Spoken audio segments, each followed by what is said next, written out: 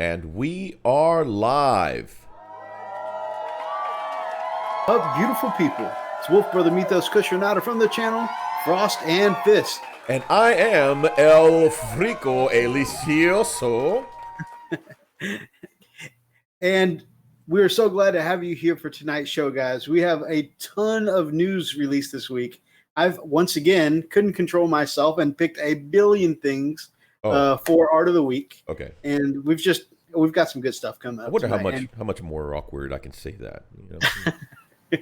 And more importantly, we're really excited to be able to chat with you guys on a Friday night.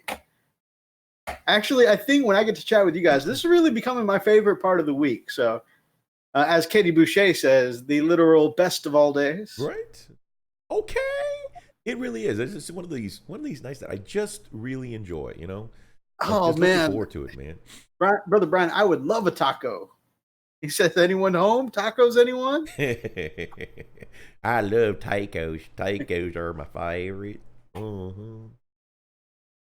It's good to see you, brother. I like the enchiladas. You know, not a lot of people know, but Frost and Fist wasn't a Freak's video debut. There was the Happy Friday segments for a while, and he did a whole online vlog. How long did your online vlog last? It lasted a little over a year, actually, almost 2 years. Yeah. I notice every once in a while on your Facebook, people still hit you up and say, "Hey, man, when are you bringing back the vlog?" Yeah, and I'm like, you know, I mean, we got this now. So, but every now and then, you know, we'll have to, you know, we bring in the star of the blog, and which is Bubba. Yep. Bubba T. He's Roy made Jenkins. appearances here on the channel. Yeah, he has. He's just a really oddball, you know, just one of those guys you just gotta love, you know. Just weird. And he was one of the first people to defeat Ryan at our store. He did. I don't even think he realized how he did it. He was the Emperor's Children aficionado, right? And defeated by Bubba. And his Drunk Angels. Right. My favorite was his drop pod. His drop pod. His drop pod was epic, man. You know. My favorite was his primate, Bubba Gorilla Man. Which I think was an actual piece of terrain of the Primarch that he took from another table. But I mean, he was very creative. He used the materials he had on hand. Right. I mean, that's, hey, you know, he I think he definitely embodied the ideal of, you know, playing on a cheap. So we got a vote to bring back Bubba. Oh man. The only thing is he's annoying as heck, though. I tried having a conversation with him, and he's really annoying. But yeah, we'll have to work that out. I bet. You know, we're gonna have to, because I know that it's not the way you paint, but I actually have invited at some point. He hasn't accepted any of my offers yet, but I've sent him an invite several times to do a little paint along session on the channel. You know, to see if he could come along and show us how he paints some of his Drunk Angels. Maybe even do a little tutorial for us. I don't think there's enough crayons. I'm just saying. I know that's mean, but I don't know, man. I don't trust anything Bubba does. But we're gonna have to figure something out. He had some pretty sick looking conversions. Oh yeah, absolutely. I mean, when I'm like, what the heck is he really bringing to the table? You know, remember what he labeled on his Rhino, his converted Rhino? It was called the Stankmobile. Right, and he called it a Rhino, and he kept saying that it was aiming for his ass or something like that. I mean, he was ornery. He was just really ornery, but he was really gunning to get Ryan. I just found it interesting that his conversions were just a little, well, they were definitely not orthodox, that's for sure. And sometimes that's what you need in a good conversion, though, is that ability to think outside of the box. Maybe. Yeah, Bubba's watercolor segment. Right. Oh man, it's like that video that we saw where for your base coats, get rid of the brush. You want to do finger painting so you can feel all the contours of the bottle. Oh my gosh, yeah. Yeah, the only problem is, you're going to have to, if we would have them on to do that, you'd have to turn up the volume and listen really closely. It's just hard to understand sometimes. He's a little hard to understand. I'm Yeah, not gonna lie. yeah. But once you get the gist of what he's talking about, it's like, oh, not only did I understand, but I think I lost IQ points in doing so. Oh, I understood that. I wish I had. Right? I cannot unhear this anymore. It's like mistakes were made. So, but yeah, we'll see. I think that's not a far fetched request. I'll have to try to reach out to him and see if he'd be willing to do it. That would be really fun, I think. Yeah, Bubba and the Drunk Angels. yeah, yeah, yeah. I mean, we've actually had requests to interview him. You know, the crazy thing is that um, one of a few crazy things is that Because we don't do crazy here. That Gorilla Man was the primarch Right. of the Drunk Angels. Didn't he say primate? Primate, there we go. I still don't understand. I guess because he said gorilla. But I mean, I don't know. Gorilla Man and Lionel Johnson are very different. The guy's got to get his lore together. A lot, yeah, definitely a lot. I don't know what he was doing. I don't know. I guess maybe he figured, the lion was just, just busy taking care of business somewhere else. Maybe he was stuck in an outhouse, so Bubba Gorilla Man came out, and I don't know. It's not one of these, wrestling tag team things, and I think that's what he was thinking. So I think he thought maybe they might have tagged him out, and he went out and beat Ryan with it. I don't know. Whatever reason he did, it was just very, very unorthodox, very strange. But he beat him, and he pretty much got rid of the scourge of chaos. I'm just saying that way. It brought a lot of peace back into the game store.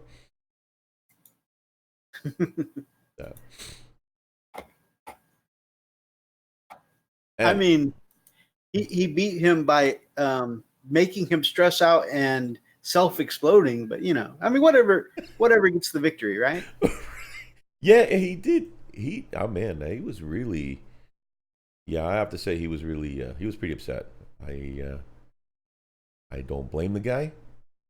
I mean, yeah, to the point to where he just absolutely blew up. I don't know. I don't know if I've ever been so mad that I exploded, though. That was pretty intense. That really was. That's one of those things. There's like, what just happened? What are you doing? Don't do that again.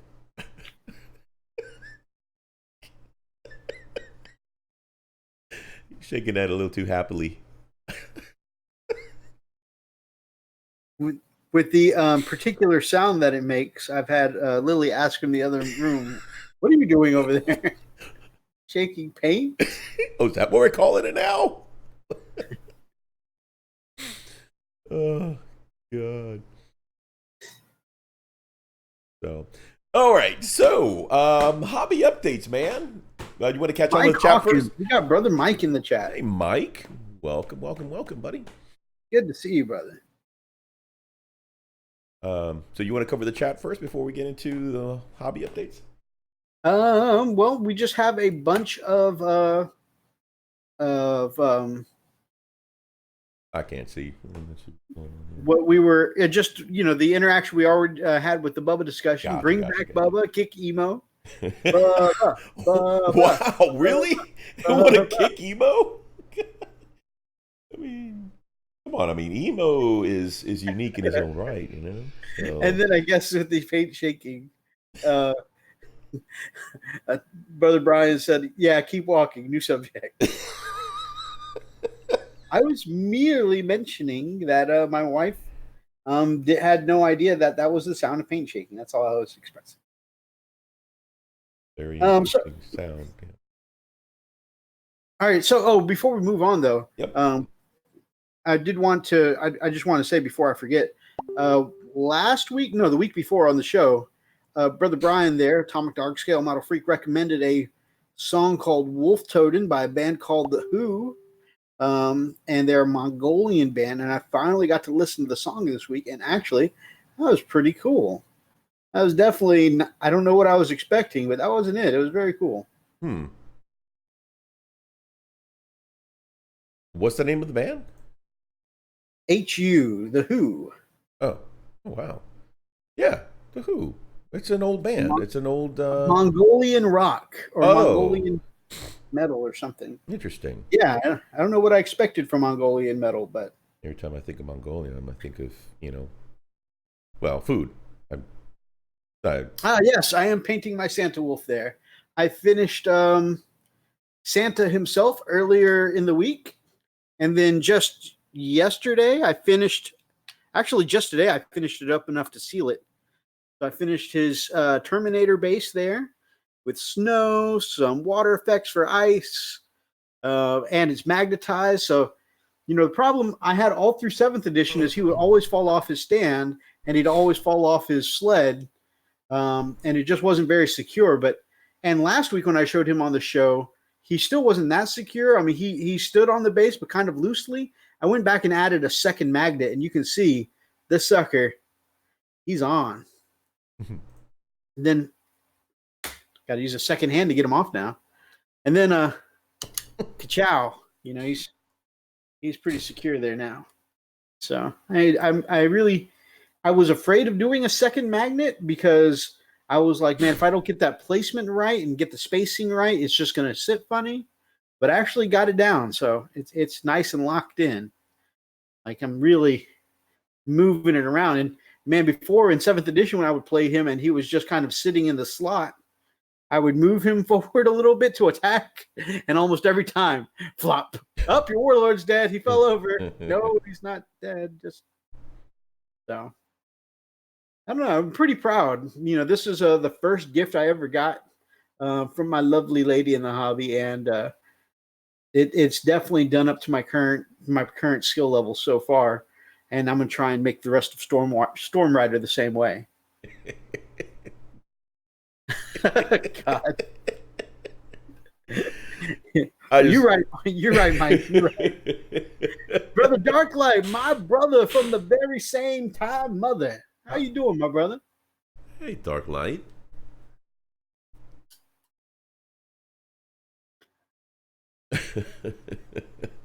Another, in addition to doing up my Santa Wolf, I showed in the chat last week that I've been working on Skull Leader for Commander Shadow Sun. Yeah. And I finally got her done, got the decals on her, got her based up. So I think she looks, with the skull decal Very and nice. the basting, I think she looks way better. And I got all the panel lining cleaned up. And actually, for as much as I bitch about white armor, I'm really pleased with the way she came out looking. You did good. You did. It looks clean. It doesn't look blotchy. You did good, man. And white is a butt to paint. Yeah. Before I got my recipe down for what I'm doing now, there was a lot of blotchy white armor going on. Yeah. Lots of stripping and restarting. Hey.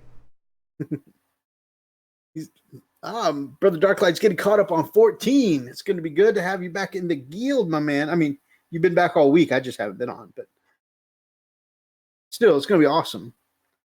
Good to see you, my brother. So what else you were working on? What else have I been working on? Yeah. Those are my two main projects.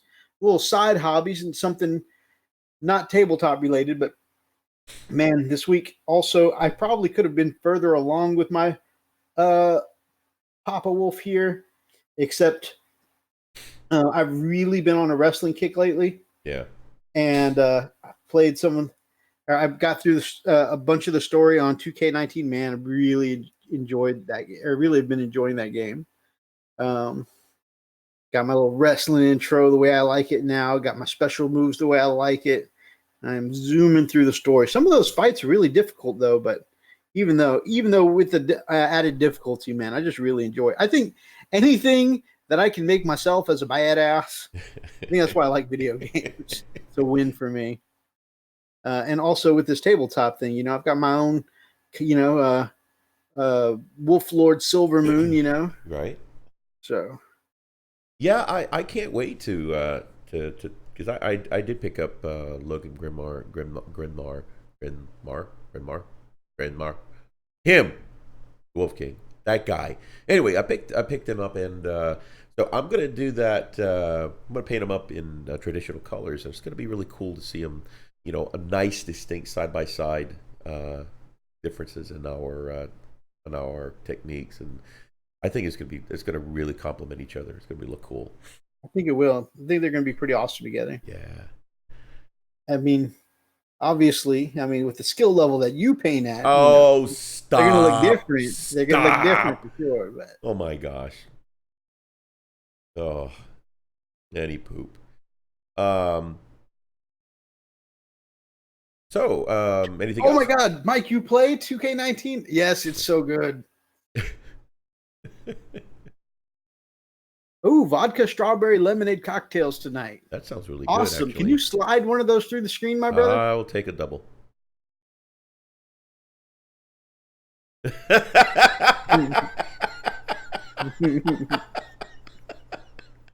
I agree with Mike. Freak is an amazing painter.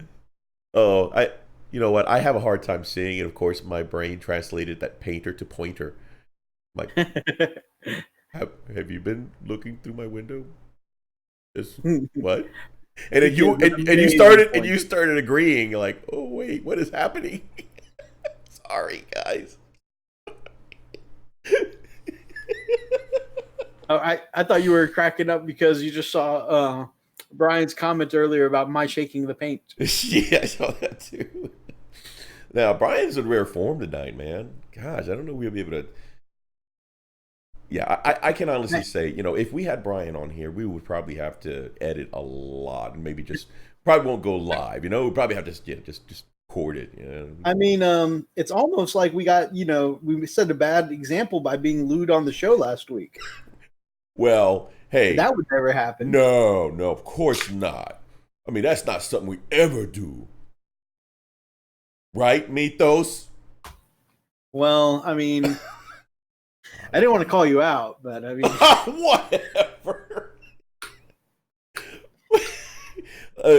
Half of the people in live chat just did this.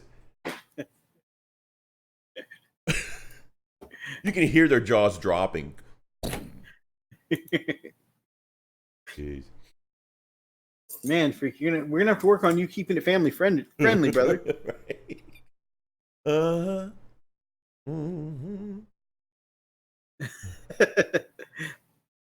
Oh, you've been doing your channel so long, Brian. It never occurred to me. Have you not done a live show before? By the way, if you want to see some really, really, really epic amount of experience and whatnot in not only the hobby but the scale model side of the hobby too, definitely go check out Atomic Dog Scale Model Freak. This guy can do vehicles like nobody can. Come on, Mike. You didn't know? Really? Really? But look, you know what, Mike? That has been a speculation since our first day. Actually, we had a bet running on whether or not that was going to come up in the first Q&A. Was all right. How many questions in until somebody asks, "How long have you and Freak been together?" Well, we've been friends for no together, and we're like, what? I don't. Oh my. Oh, been about 5 years. Oh wait.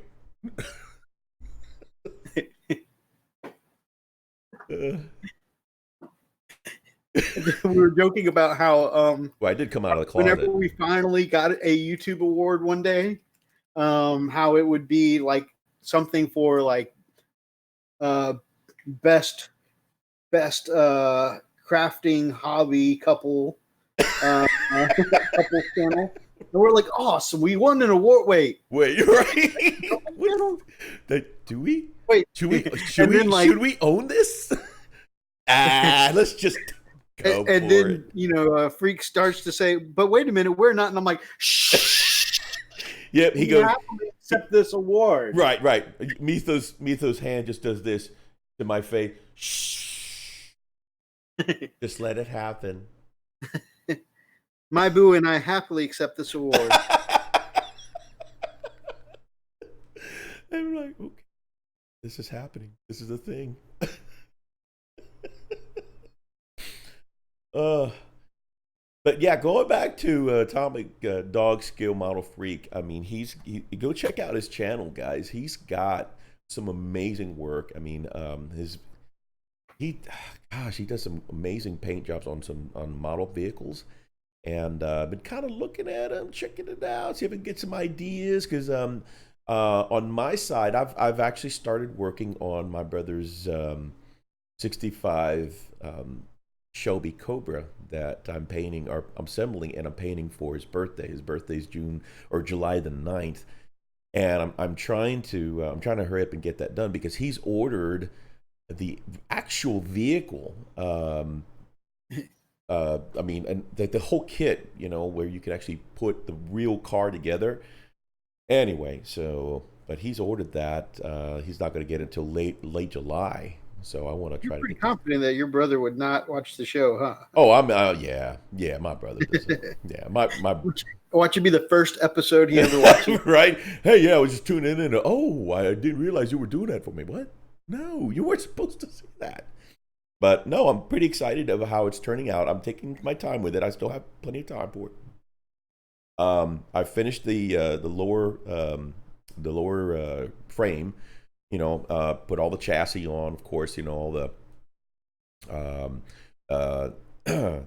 what do you call it? I finished up the painting. It's got the rear differential, the whole. Anyway, and just this week, I almost just about finished the engine.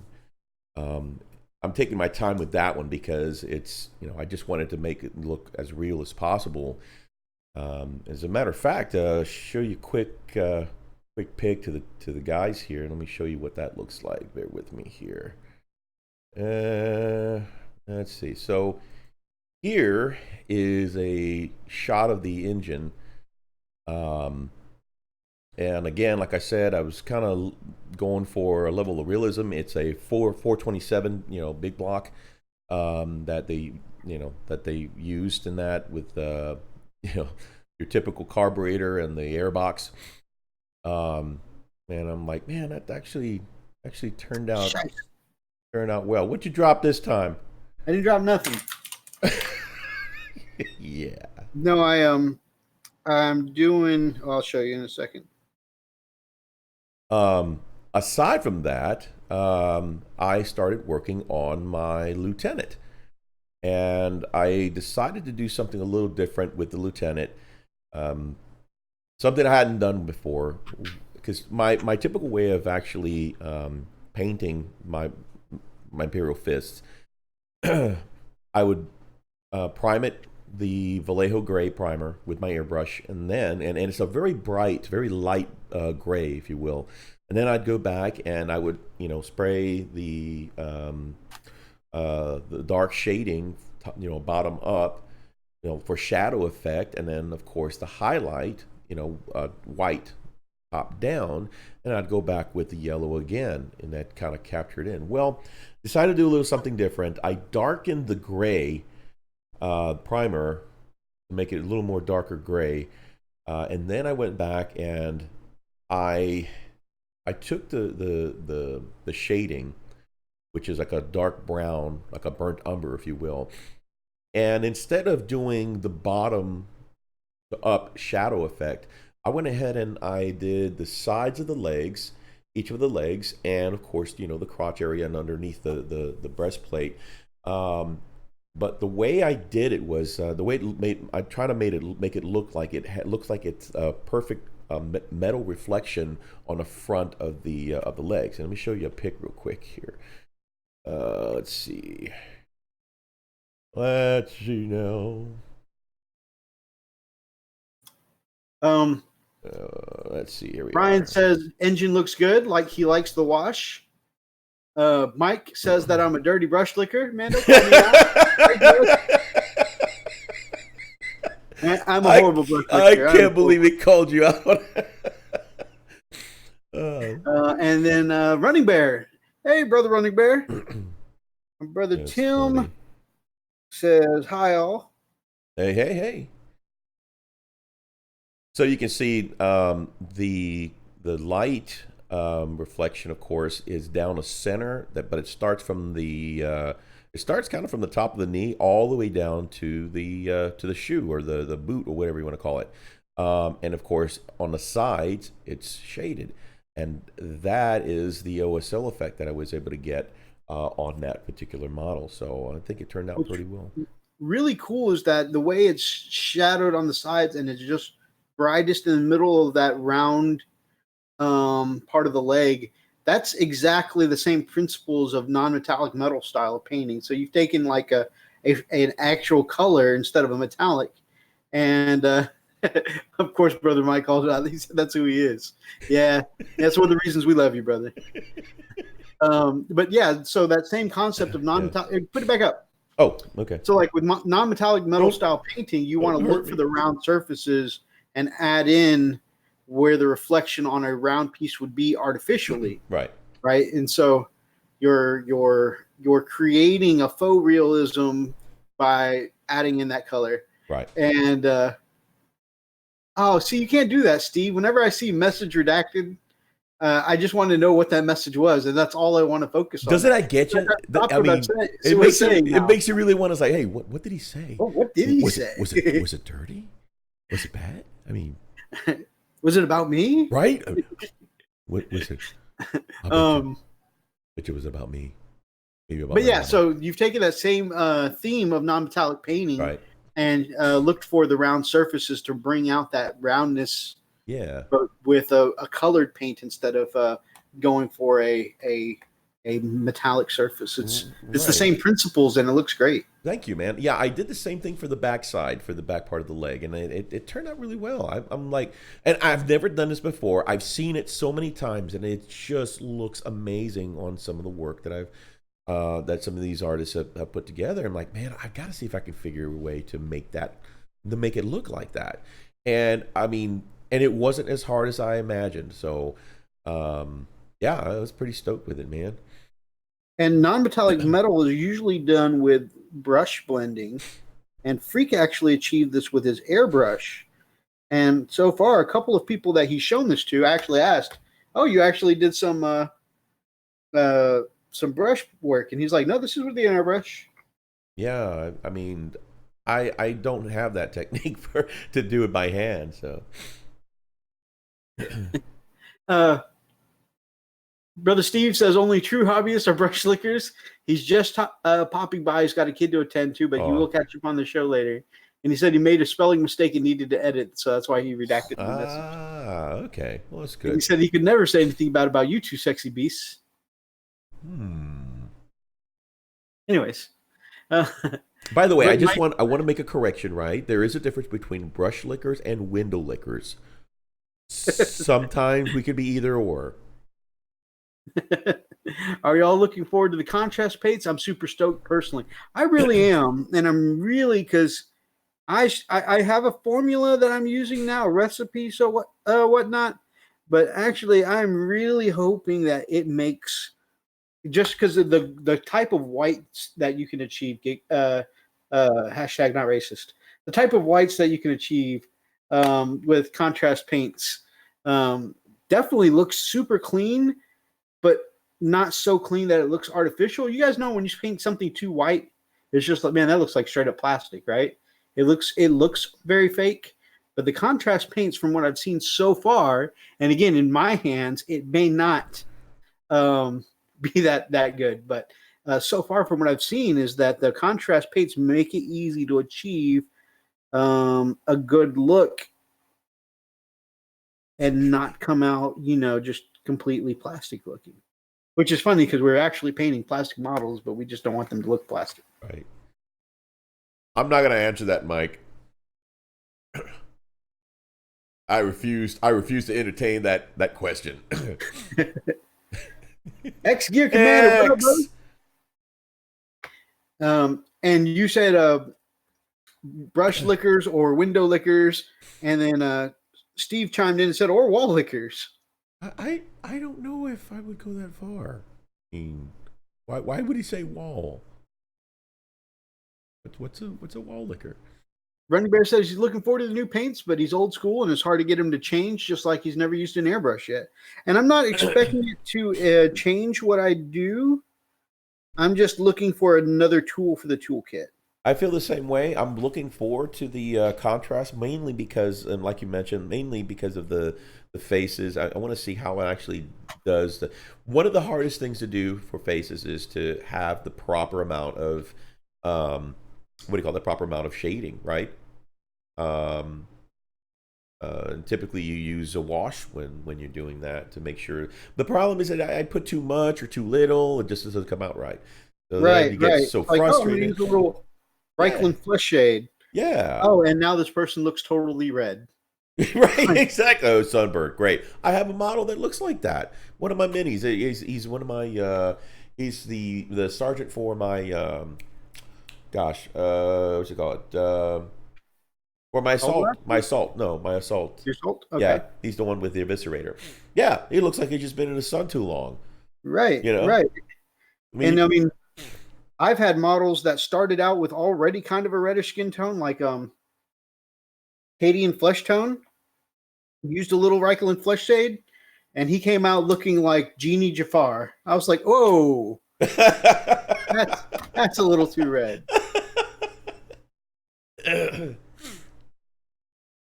Mike 2 is still on the fence about an airbrush. He likes sticking. Running Bear says he likes sticking with white primer and chestnut ink over it, and then add a toffee cream paint with washes over the top. See, I've never even heard of those colors. That just makes me want more coffee. Yeah, it almost sounds like a cake that you're baking. I'm now I want cake. I'm like, toffee cream creamer for my coffee, chestnut cream for my coffee. These sound delicious. Coffee and cake. Hey, hey, That's the name of our next YouTube channel. right. Coffee and cake. Wait, I call coffee. dang it! That isn't fair. So, aside from those two guys that I've been painting, I am going to continue to work on those this coming week. But most of all, once I get finished with the lieutenant, I'm going to go ahead and post I'm going to post a showcase on it, and then I'll get started on. I said that I was going to start on an Imperial Fist. I'm saying a lot. Maybe I am doing a window licking for tonight. Um, um, um, um. Anyway, so I was gonna do the Dreadnought, the Leviathan, but I'm actually considering doing the cavalry instead. Just jumping straight to cavalry. Ooh. Yeah, just something a little different, something to kind of break the monotony. I seem to do well when I kind of break things apart a little bit, right? So I'll probably do a little bit of Imperial Fist, a little bit of Space Wolves, and just actually start working on my Space Wolf army. That'll be pretty cool.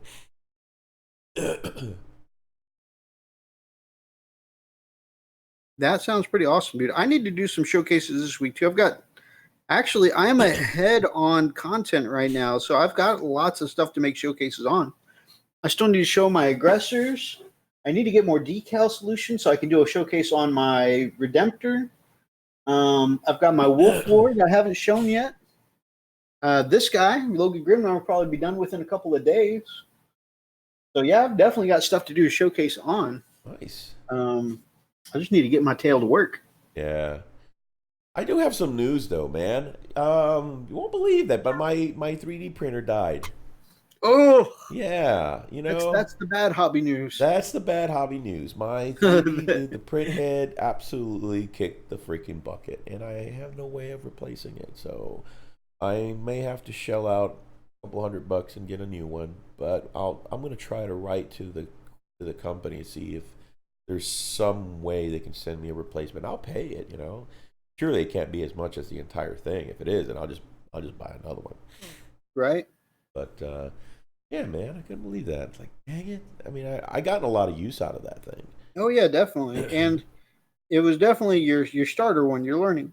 Yeah, yeah, Your yeah. learning tool. Right? Um. Now I'm doing it. Brian says, this one time at band camp. We never speak of that, Brian. Ever.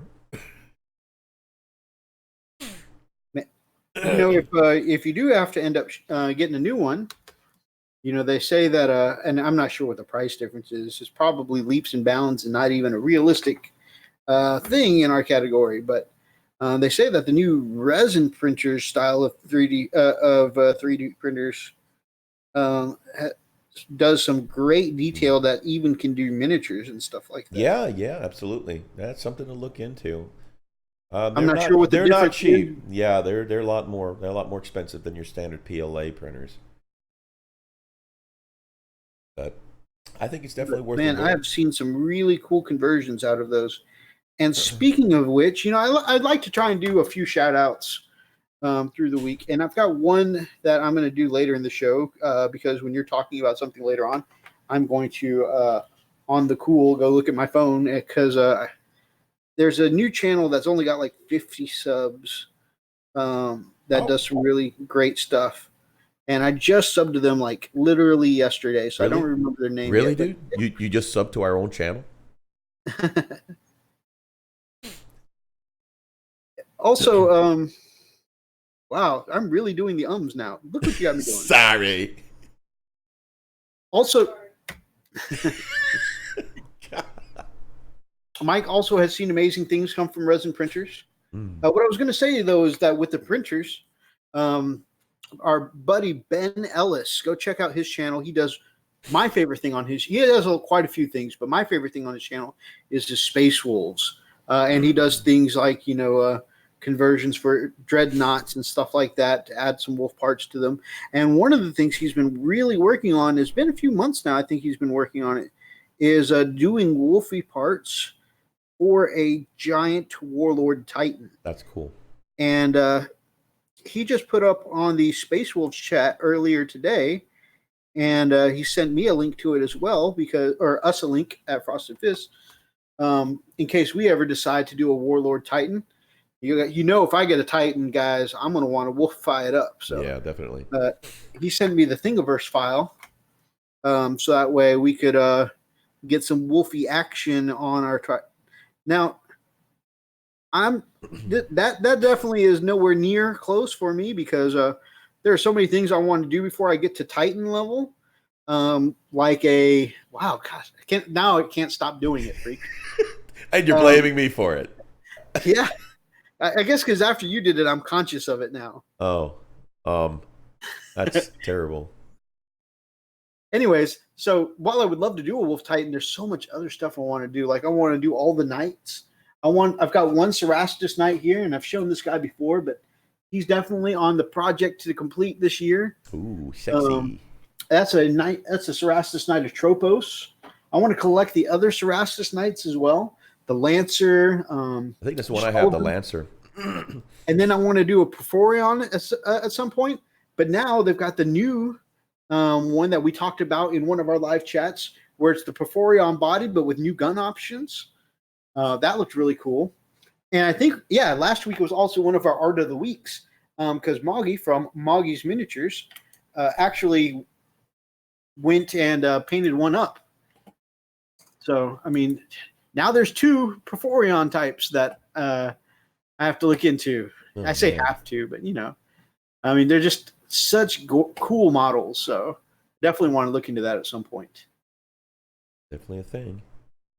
Speaking of things that we looked at on Art of the Week, would you like to jump over to Art of the Week now? I think we've spent quite a bit of time on hobby updates. I think so. We've got a lot of Art of the Week, Mythos. Yeah, we do. Speaking of hobby updates, which we're just now wrapping up on, I've done this whole Thousand Sun guy while we were sitting here chatting about our hobby updates and other stuff. Nice. and we've only gotten sidetracked like 18 times. All right, so I'm gonna showcase. Let's see, where is? Is it here? Is it here? I think it's. Mike still wants to paint up a Chaos Knight. You mean one of the new Chaos Knights? Nina Chick! Oh, hey girl, hey girl, hi. What up? Okay, so here is the first one of the first ones. Now, I'm just gonna premise this. This is by Biomech, by the way, on Instagram. Go check it out, and it's really cool because he actually painted up a very, very nicely done aggressor, a Space Wolf aggressor. And I've never really, I've seen a lot, but the aggressors have a unique body style, and I think you really have to give it a little a little attention to detail, or do a little more work to make sure that everything pops. So here it is. This again is by Biomech, and you can see he maintained the yellow shoulder pads, but he did a great job with the shading on the edges. I don't see that typically. It's usually clean, a lot cleaner than that. But this is really nice because this guy looks like he's been around. Great job on the face. It doesn't look, burned. Doesn't look, and look, you can see the sides are darker. The front nicely highlighted. A highlight on the actual hair. Just really good work. I mean, I'd have preferred to see the base done, but I think it's a whip. Yeah, definitely. That definitely says it's a work in progress. So I can't wait to see his finished product. But just to see that is very encouraging, especially how many aggressors I've put together and painted. But this is really refreshing to see. You were just excited to see one that wasn't green. Yeah, exactly. He's like, oh look, that's not green. Oh look, it's polka dot and pink and lemon yellow. I don't care, just as long as it's not green. All right. So the next one is this one. It's from Ryan's Minis. Now this was really cool because look at the edge highlighting. Oh my gosh. How though? Freaking how though? I mean, this is professional. And look at the lenses on the eyes. Yeah, great glow effect. Yes, I mean, and man, are you kidding me? I'd be lucky if I even get the proper color just on the lens and not all over the rest of the helmet. And there's more here. Let me move that. That's away. a Haldor Ice Pelt, by the way. He's the Primaris Lieutenant that comes in the Space Wolf and Gene Stealer Tooth and Claw box set. Oh, man. And so look at this. This looks like one of these raised special Space Wolf shoulder pads, Mythos. Is that right? That is correct. Again, look at, you can see on the side. This looks like it may have been dry brushed. I don't know. It's hard. It looks like it may have been dry brushed. But I can tell you right now, it just looks stunning. No, that looks more deliberate. Do you think? Edge highlighted. Gosh, that just looks so freaking good. Look at that. I mean, and it's not a sharp edge. It's a soft highlight. See the next one. Mike likes the paler yellow on the shoulder pads. Yeah. Also, he thinks both versions are sexy, which I think I was asking him the new Chaos Knights or the old Chaos Knights. I mean, look at that. Again, if you look on the knee pad, you can see where he actually did a light highlight. Every triangle is edge highlighted. Yeah. Again, a freaking triangle on his knees. That's just ridiculous. I mean, and on the pelt, you can see a little bit of edge on there. You're right. This was not dry brushed. He deliberately did each one of these. Let's see. All right. Now, this is fantastic. The actual is that a knife or sword, short sword or dagger? But look at this. Typically, I'll look at this, and I'm so basic. I would have painted this whole thing brown and just gotten over it. But he did a great job breaking it apart. Breaking in different colors and even including a gem effect. And Brian has the technical name for that knife there in the chat. What is that? I can't. It's a stabba. A stab. Is that what it's really called? A stabba? because it's going to stab at you. Oh my gosh. Okay, I've had enough of you. No, it's a wooden Uh, orc, we call it. And, our yeah, buddy Brian there is a massive orc fan. indeed. Let's see what else I got. Okay, this again, it's a testament to his Oh, man. a testament to his hand, to freehanding. Now, that is one thing, there are two things I turn down in commissions. It's finning to be three with white armor, but it's doing nameplates Right. and doing eyes. And I have tried so hard to do nameplates, Yeah. and I just don't have the motion control for it. I can't do it. It's just too small for me. I mean, I can bear. No, no, I'm not even. I'm not even gonna try. No, no, I just can't do it. I can paint the nameplate. It's gold or whatever. There. You want me to write something? No. It's just beyond my skill set. Yeah, yeah. It's And usually when somebody says they'll pay me extra for something, I'm gonna learn how to do whatever it is. Nope. All right. Can't take But your no, money. that's one thing I can't pimp myself out for because I just don't have the skill set for it. Yeah. But that, and look, I mean, right there, even look how Yeah. clean each of those edge highlights are. Yep. Yep. It's so incredible. What's neat? Okay, you know how we do gems, right? We paint the metallic underneath and we put a translucent paint above it. No, that was not done here. This was deliberately painted with a highlight, and it just looks like an actual gem. Again, this guy has done an amazing job with just your basic paints. I don't even understand how to get an edge highlight that thin. Like I would be like meticulously using the edge of the brush to try and get a fine edge highlight, Yeah. and it would still come out at Crayola thickness. Right, me too. I'm like, how? Yep.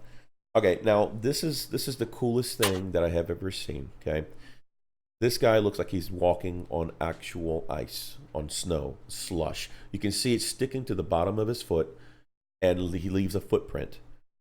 And That's awesome. and you and I were talking about something like this earlier, remember? Mhm. And you were going to try to work some kind of technique to make it look similar to that. This is so cool. It makes it a very dynamic, very fluid base and terrain. But yet it doesn't detract from the model. It complements the model. I mean, look. Okay, so I just want to throw my paints away now. You know what? I think I'm gonna sell all my models. I'm done. Look at this. I mean, icicles, y'all. Freaking icicles. I can't even. So I was looking in the comments about how that person achieved the icicle effects. Yeah. And apparently they take clear plastic tubing, kind of like what you use for flight stands. Uh-huh. And what they do is they take a lighter and melt the middle, and they pull them apart. Wow. And makes little icicles like that. And then they just super glue one side to the model, and they've got their little icicles. That is incredible. Like, who thinks to do stuff like that? That's Right? pretty awesome. Right? Okay, so you can see the back of the bottom of the wolf pelt. I'm sorry, man. This is a true artist. This is a level that I have not even come close to achieving yet, and this was all done by hand. This was not airbrushed. This is someone who has perfect hand and eye coordination and control. I mean, even the underlay, right? Black and edged. Just, I don't know, man. Just beautiful, beautiful work. Look at Really great detail. Okay, now again, you can see the actual weapon perfectly highlighted. It has that bluish metal metallic look, like it's got a glow. Gorgeous, gorgeous work. And I think that was the last one. Okay.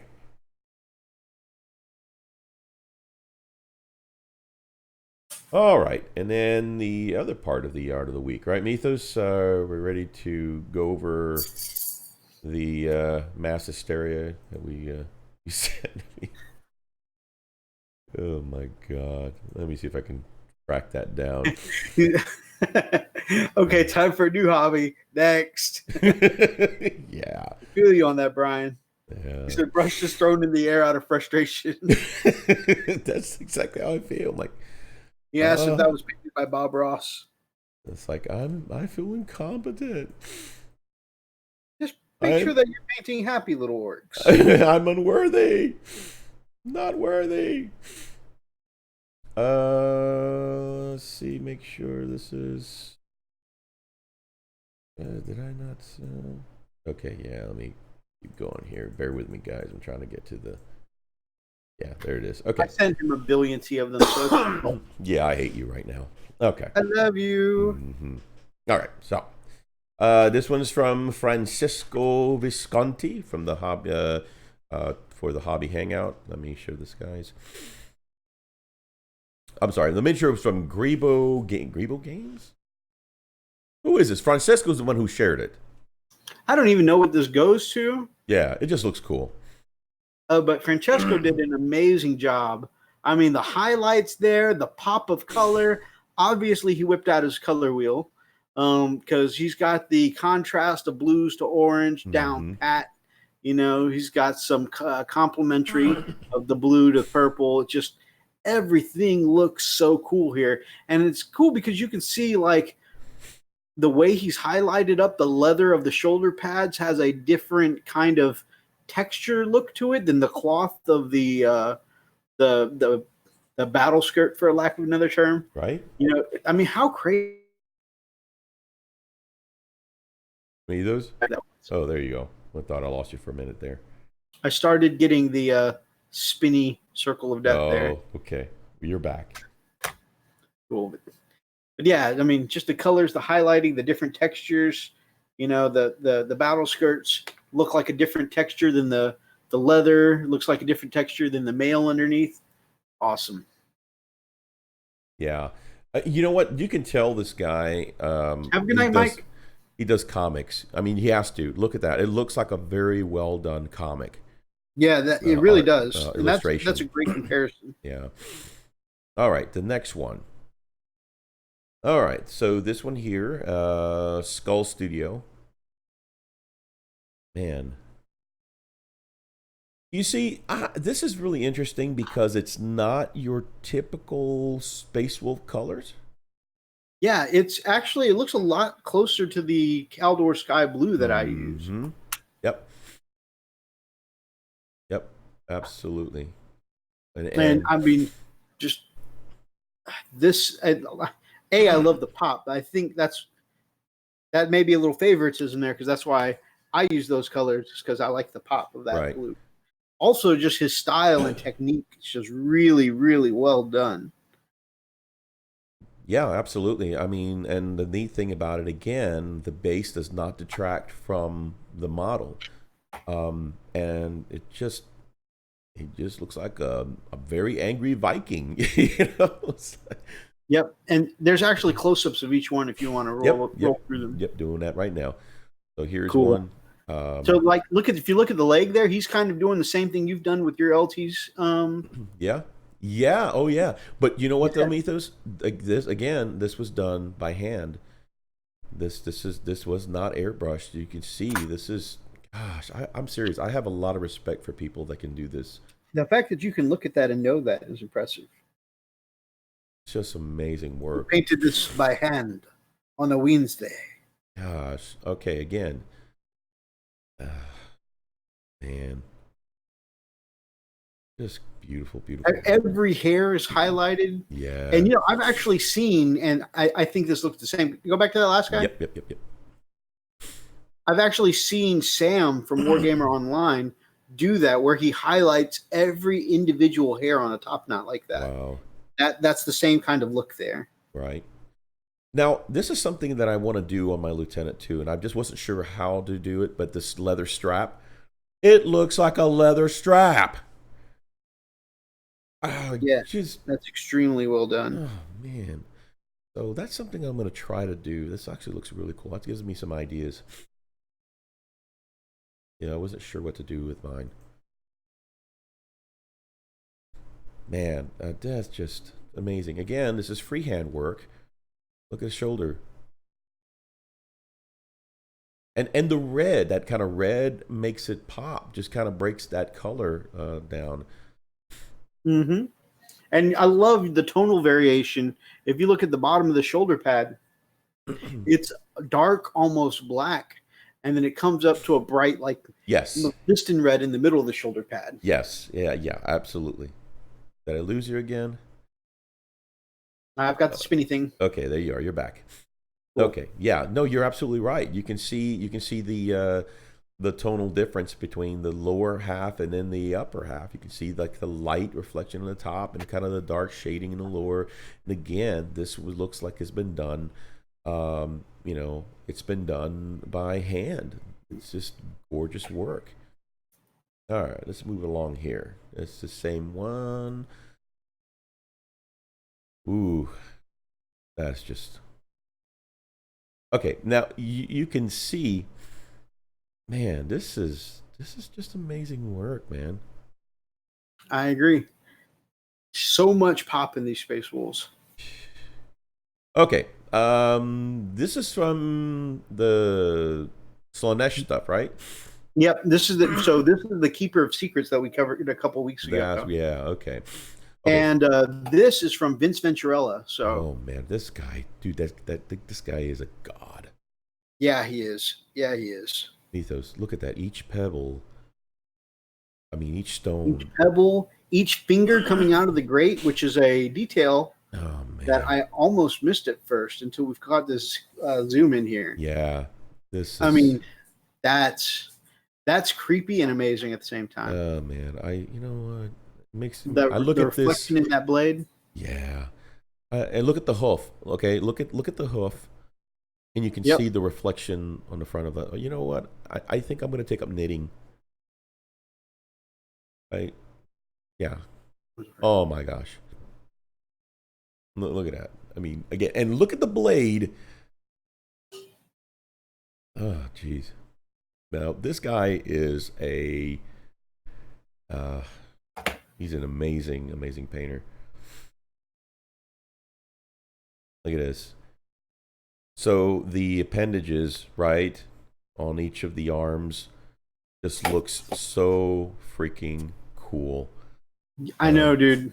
That I and it's similar to the piece we saw from him last week. Right, That pink fade to uh, an almost black dark purple. right. Dang. So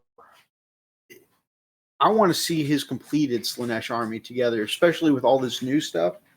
That's going to look phenomenal. You know what's crazy? I like how his looks more than GW's official painting of theirs. No, in fact, I mean, if GW, if they got some sense to them, I think they would definitely ask for the rights to use Vince's Right? to sell more of those Keeper Are you Secrets. kidding me? I mean, Yeah. Vince's needs to be the art on the back of the box. That's what it needs to be. Right. Absolutely. I totally agree. Look at this. Oh my gosh. I mean, and you want to do extra on a big centerpiece like this Yeah. for your army, right? And so, I mean, this right here is just a perfect example of taking it to that next level, you know? Yep, and if you're feeling really good about yourself and you feel a little cocky, just look at his stuff, and then yeah, you can go away You and know, find a corner to suck your thumb. there's a reason when you see this that you can definitely see that there's a reason why Vince is one of those that gets to travel all around the country to teach our hobby Right? and how to improve to other people. He definitely is the right person for the job. That's so incredible. Man. I mean, looking at his stuff almost makes me want a Celestial Army, except I know that when I paint it, my Slanesh stuff won't come out looking like that. No, mine either. Mine would like. I'm telling you, it's gonna look like what? What is that? That's my Slanesh. What? That looks like water paints. Well, no, it's Slanesh. It looks great. No, you need to go take knitting. Did I tell you? Oh no, I don't think I told you. I have this thing.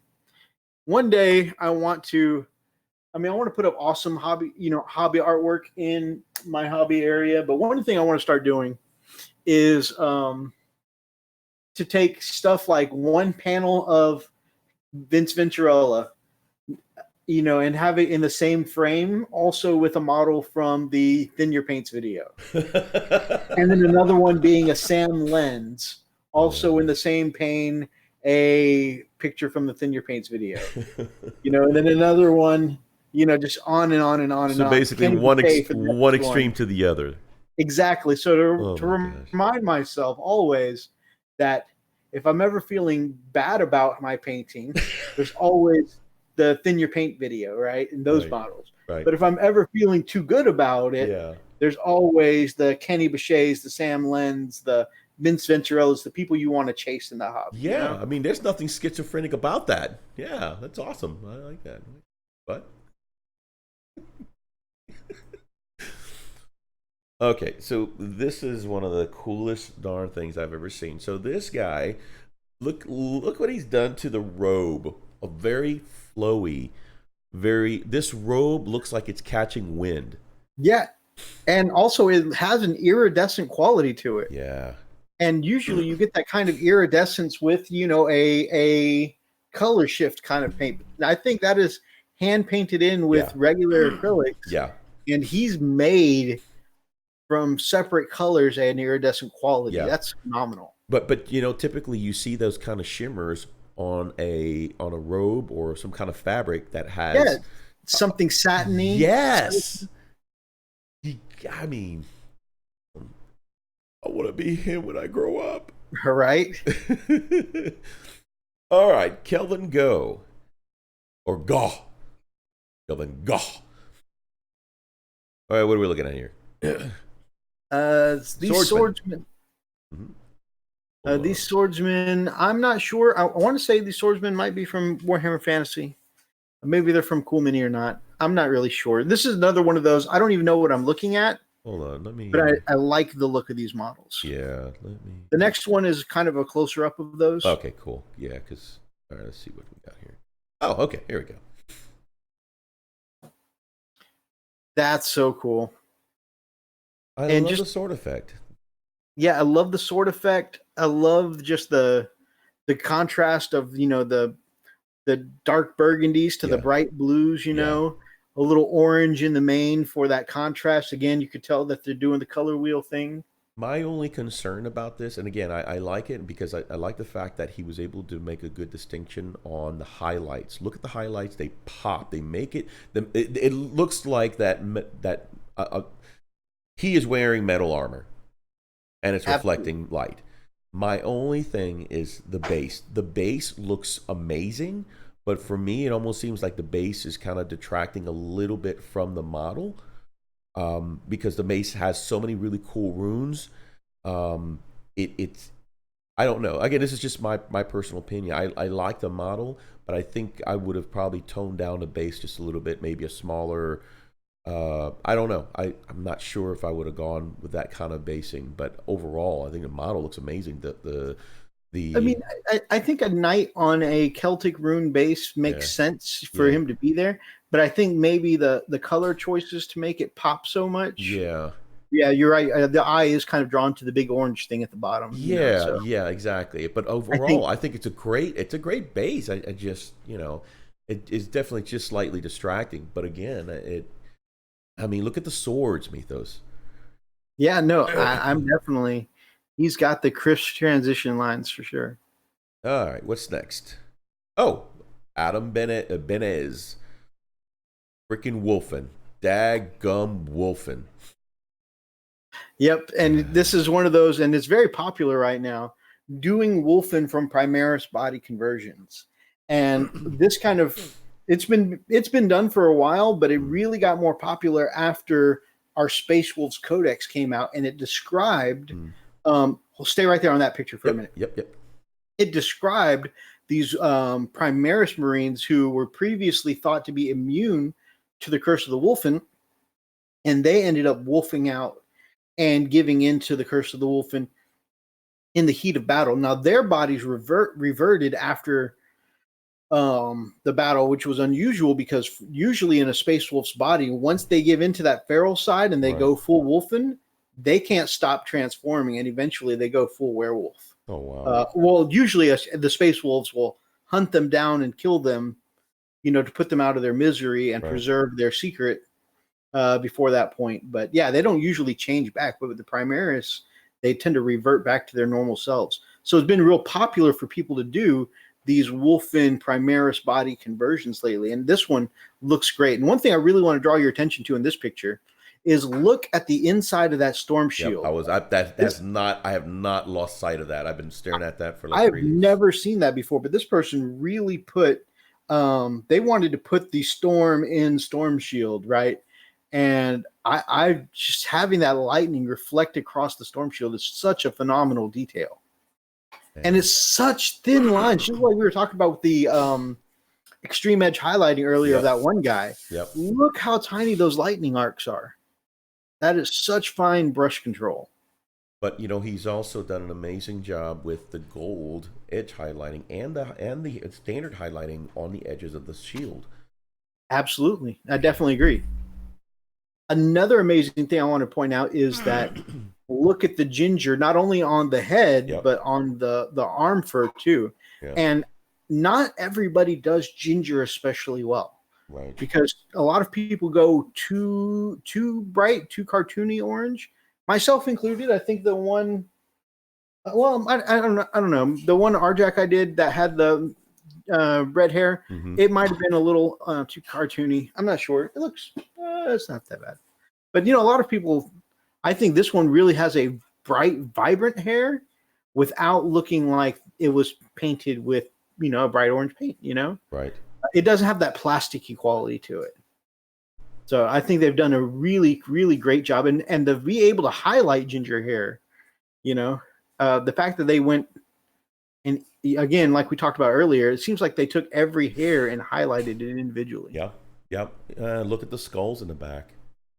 Yeah. Oh, yeah, definitely. Definitely has that bone look to it. And just, again, super, super freaking jealous. I am unworthy. Okay, there's another shot of it, which is really cool. I mean, you can see. Okay, you can see. Oh wow, there's actually writing. Are those runes? Are those runes on the edges of the shield? I can't tell. It's some kind of writing on it. Anyway, look at that, man. Okay, so I can't paint skulls like that. Look at the hammer, man. Oh. Stop. Hammer time. It's like, oh my god. Okay, babe. +5 DKP for the hammer dance.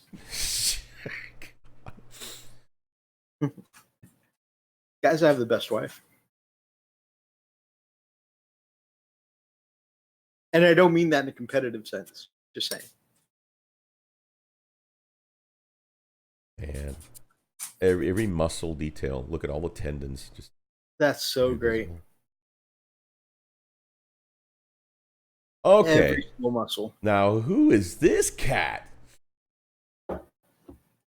That is Commander Steelheart from the Stormcast Eternals from before Underworlds. There was Shadespire. Oh, hey, I remembered a thing. Nice. Yep, that is Commander Steelheart from Shadespire. Very cool. Yeah. And I'm not. This says this was this person's first attempt at non-metallic metal. I was gonna say this is one of the best non-metallic metal paint jobs I have seen. He did a full damn Stormcast Eternal, which is basically an AOS Custody. Dang. Full metal armor, and they did the full damn thing in non-metallic metal. Again, my hat's off to that. Yep. I am most definitely. And for him to say that, yeah, this is my first attempt with you chose a full metal dude to do your first non-metallic metal on. Yeah. What the hell? This is the first attempt? Wow. And they're like, yeah, I learned so much doing this. There's so much I would change next time. My mind is blown looking at this, and you're like, this is a half attempt? Yeah. What? Yeah. He basically farted and this came about, Okay. Good. That by that is incredible. That I want to be that. I man. don't know if I'm ever, and of course, this is the real dichotomy right here, right? Hmm. I don't know if I'll ever actually put in the work to learn non-metallic metal like this, but man, I would love to get there one day. Just amazing work, man. And you can go ahead and scroll through, and there's a whole range of those. Yeah, this little guy was second place at my Warhammer official. Oh, Oh no, I'm backing him. There you go. okay. Warhammer official Victory Day painting competition. I'm proud of myself, regardless of where I placed, because I took on a style of painting I was avoiding. Looking forward to finishing the rest of this Shade Spire Warband. So yeah, first full non-metallic metal project. What the heck? Man. Thunderhammer Studios, by the way, and this is in the Painters Motivating Painters Group (PMP), and this is the one that Vince Venturella is either. I don't know if he's a moderator or if he's just a big part of it or Yeah. if it's something he runs, but this is definitely one of the places you can find Vince. I can't say that would motivate me. I think that would actually demotivate me. I think that would Motivate me to give up. That's exactly. Oh, motivate me. Okay. Big garage sale.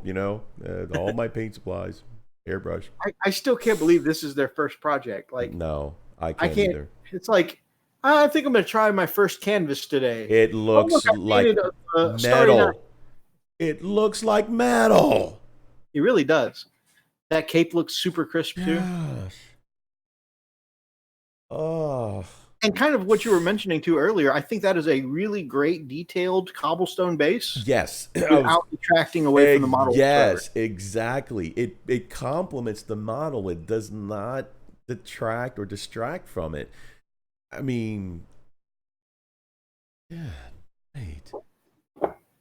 Good, great. You know what, man? I mean, you can almost imagine the Emperor looking in that kind of armor. I mean, this is non-metallic.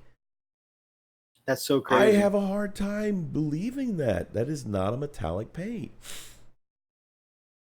Man. And you can see the distinction between an indoor and outdoor cobble. This is outdoor cobblestone. Look at that with this outside leaves, and it's just, It looks phenomenal. yeah, yeah, dude. Whoever you are an official badass. Yep, you've completely made us feel Underhammer like. Studios, my hat to you, sir. My hat Indeed, to you. this is gorgeous work. So yeah, there you go. No, I feel useless. Thank you very much for that. And this is definitely. I told you last week that I've really been getting the urge for some Age of Sigmar, right? This is definitely continuing that. Yeah. Yeah, definitely seems to be the deal, man. Oh my gosh, man. After all that, it's almost depressing, how good that was. Stuff like that, man, makes you want to makes it How are we going to find our motivation to continue painting? that's where I was going with, man. I feel like I need some extra motivation. I need Oh, I got it. We need to hear something from Chaplain EMO. He typically has a very good, cheery word of encouragement on a weekly basis here in the Frosted Fist. Always bring the cheer straight from the Emperor's mouth. I could use a word of motivation. I can too, So let's see what happens here.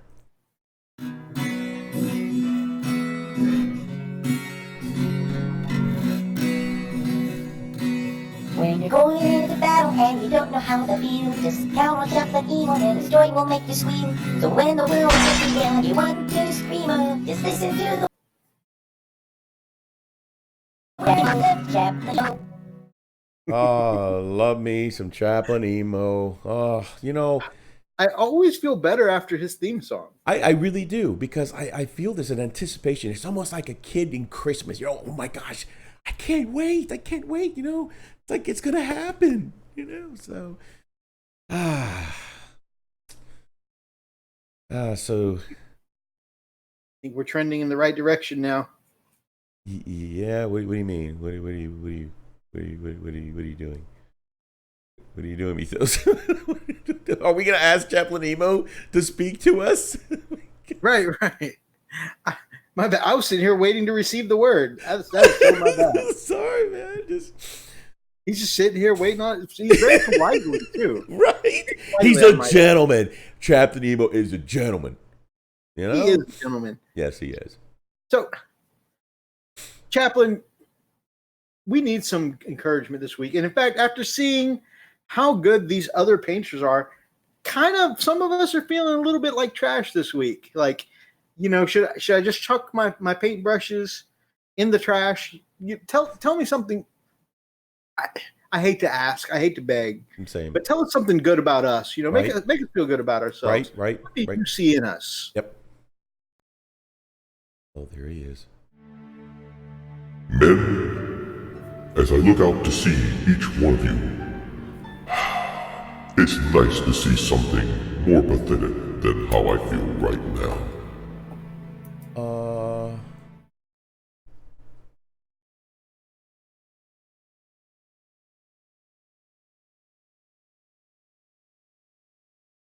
Yeah. Okay. So I guess I should throw my brushes in the trash. Well, great time to start a new channel. Should we call it the knitting channel? Maybe. Anyways, I think we've got some news that we can move on. You know what? I agree. Let's move on. Let's see what exciting news. In fact, I think there's quite a bit of news this week. Yeah. A lot. I'm really surprisingly a lot. All right. So let's see what we got from GW. Maybe news that won't make us feel pathetic. Right. I'm not pathetic. I'm not real pathetic.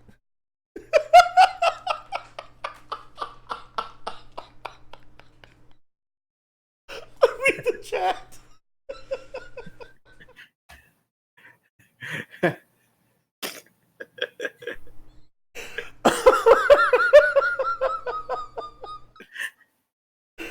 I also felt that was a little uncalled for, Brian.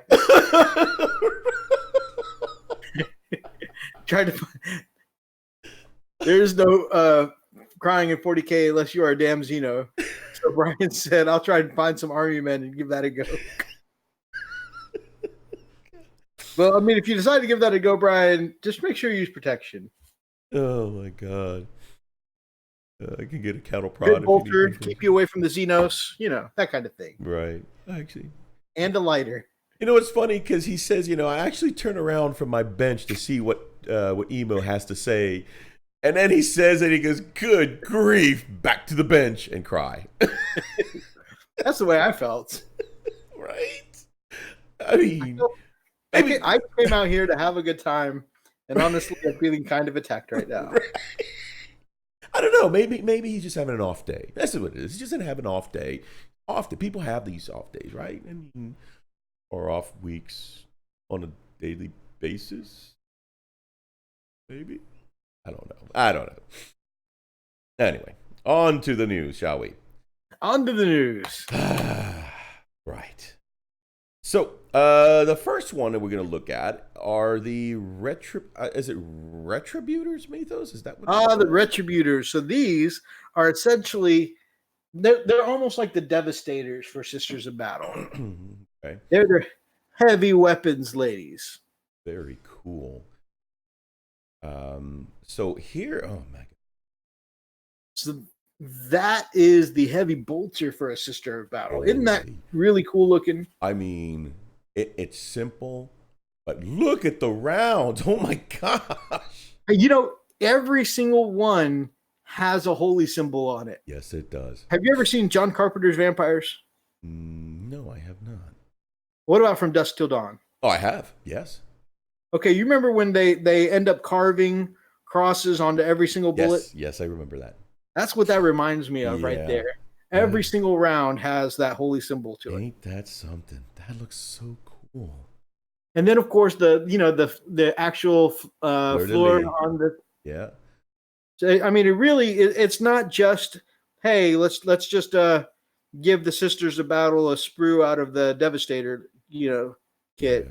No, they've definitely got their own thing, and that's what I really like about everything they're doing for the Sisters of Battle release is let's give them their own flavor. You know, let's do something special for I Sisters. like that. I like the fact that they're making it distinct and unique. Right. They very well could have just repackaged. And I think actually, I mean, yeah, I mean, some people are going to bitch either way, but I think some people have just been waiting on Sisters of Battle so long that they really could have just made torsos and slapped Space Marine weapons on them. Very easily. And, you know, I think it still would have sold, you know, but the fact that they're really showing this kind of love and attention to detail and updating us every week. Hey, guys, this is something else we designed for Sisters of Battle. Honestly, I wasn't expecting. Awesome. Yeah, I wasn't expecting to come out with anything else, especially after Warhammer Fest. You know, I'm thinking, nothing. And admittedly, for a while there, the news was a little slow after Warhammer Fest, but it's good to see that. I mean, I really when we got off the phone with each other last night, I was like, yeah, I'll look around and see if there's any news, but I'm not really expecting anything. Right. I was really not expecting to find the amount of news that we did. Yeah. I want to paint this so bad. There's so much in there that I want to. Yeah, definitely. Sisters of Battle, Frost and Fist style. Man, I mean, I gotta sit with you and go over the different orders, just so that way maybe you can start getting an idea. Because I know I already want to do Night of the Order of the Bloody Rose. I think that'll be really cool. Look at this. Is this a last cannon? Oh no, that's Melta. That's a Melta. Yeah. And you know, there's very common. Or actually, is that Flamer? No, I think that's the Heavy Flamer. Yeah, and that very common. Sisters of Battle use a lot of fire weapons, so your Meltas and Flamers are kind of their go-to. Purge and fire. Mythos, look at the armor. Look at the shoulders. Yep. This gives more of a medieval armor look, doesn't it? Oh yeah, and the Sisters of Battle have always had a little bit more of a goth feel than even the Space Marines. You know, even more than the guys who, you know, put skulls on every single thing that they own. Like Chaplain EMO. Like Chaplain EMO. So the Sisters of Battle have always been even more of that same kind of goth kind of feel. So definitely expect to see. There might even be a Priestess emo coming up at some point. Yeah, we really get Priestess emo. A cherub, armored cherub. So just like, you know, the cherub for the Devastators, you know, and this is cool because it's the same but different. You can get a creepy baby for your Space Marine Devastators. Baby? You can get a creepy baby for the Sisters. Actually, this guy looks like my boss. It's still a creepy baby, but like I 1,000% prefer their creepy babies to Space Marine creepy babies. Really? He looks like my boss. He does look like my boss. I'm like, oh my gosh, my boss is staring at me. God, look, I can see a little, you know, a little 5 o'clock shadow, you know, coming up like. It's like, boss, why are you naked and all gray? Freak, you're talking to a model. Oh, okay, right. Yeah, good. That was scary for a second. Moving right along. So, so that's actually pretty freaking amazing. I really am. It says the creepy baby is so comical. You know what? I don't know if you have the ability to pull up a page right now, but at some point you should try pulling up the Space Marine creepy babies, because I think that the Sisters of Battle one looks 1,000% better. Oh yeah. Hang on, give me a second. Let me see if I can find it here. And if you've never built Devastators before, you're in for a treat. Yeah. Let me see if I can find it here. Or some of the librarians come with the creepy baby too. Definitely the Devastators. They have Devastator kind of hanging overhead. Just again, really, what is that? Just doesn't look right. Okay, Devastator. Is it a Devastator's Mythos?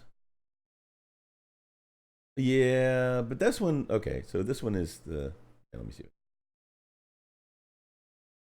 Come on.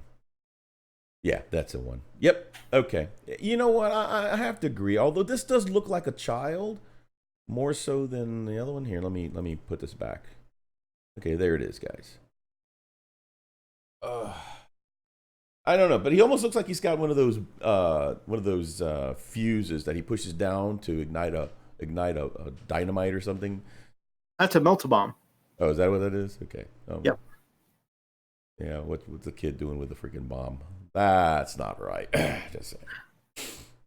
So I don't know if you know what those babies are, but in the same way as servitors, those are actually dead people that have been, repurposed Creepy. because they don't allow AI, so they use the brains of dead things. Just creepy.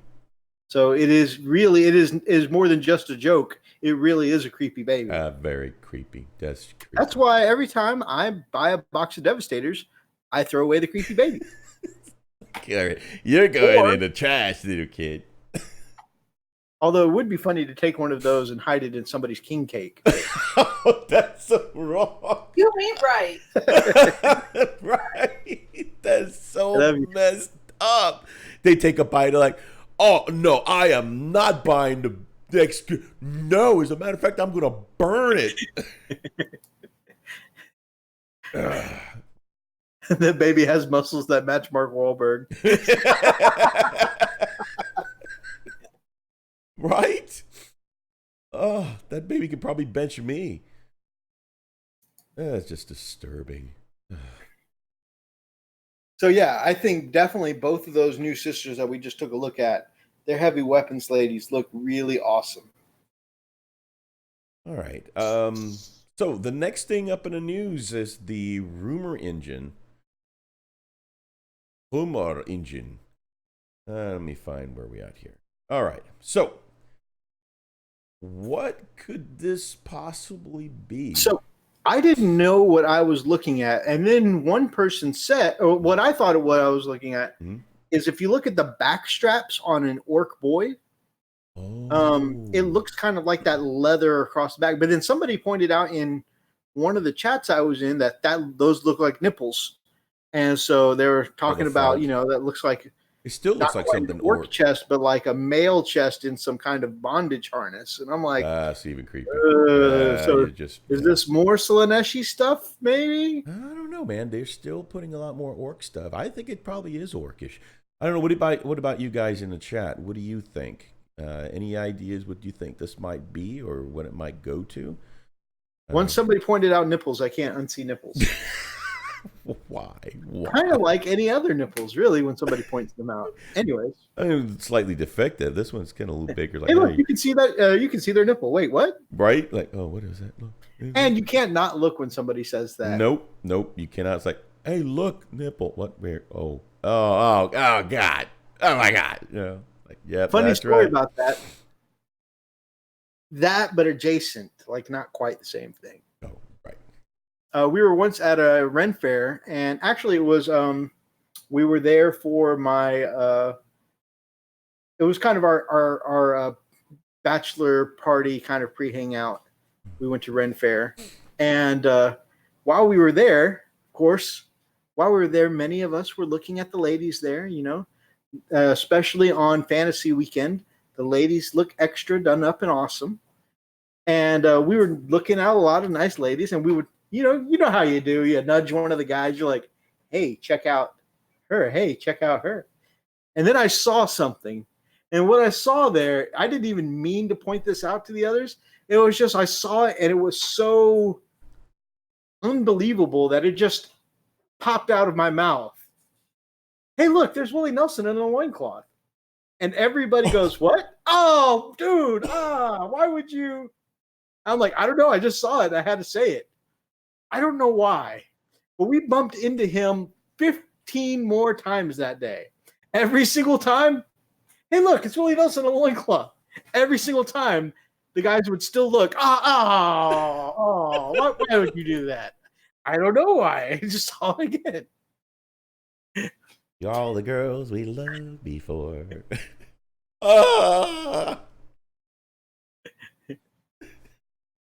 So yeah, I mean that's not quite the same thing as the bondage chest piece there, as we were talking about, but it's kind of. How did we get there? How did we? Because if you see nipple, you can't not look. If somebody points out, hey, there's a nipple, You can't not look. If somebody points out, hey, there's Willie Nelson in the loincloth, you can't not look. Okay, here's the disturbing part about it, you guys. I'm typically the one that takes us on these rabbit trails, right? Typically, I'm the one that does this. It's apparent that Mythos has not had his supplements for quite some time now because now he's doing it and I'm freaking out. I don't know what to do. Now I'm doing what? You're doing what I do. This is not right. Is it more annoying being on the other end of the other side watching it? Well, I'm thinking of, okay, how I'm gonna. Oh my God, he just went there. He went 0 to 60. Okay, to be fair, the Willie Nelson in the loincloth isn't as bad as the last time I slipped up. No, but it's still, yeah. But we went from nipples to Willie Nelson in loincloth. I mean that transition right there. That right there. I mean, although our girl Nina is the logical one here, says they could be boils, maybe part of Nurgle's rot. Look at that, a logical solution right there in the chat. Wow.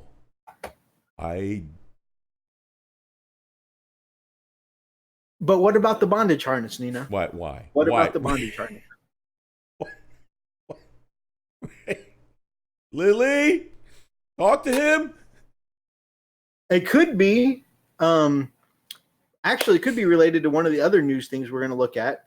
A lot of the stuff for Warcry has that kind of chaosy look that, and some of those war bands are kind of barbarian in nature.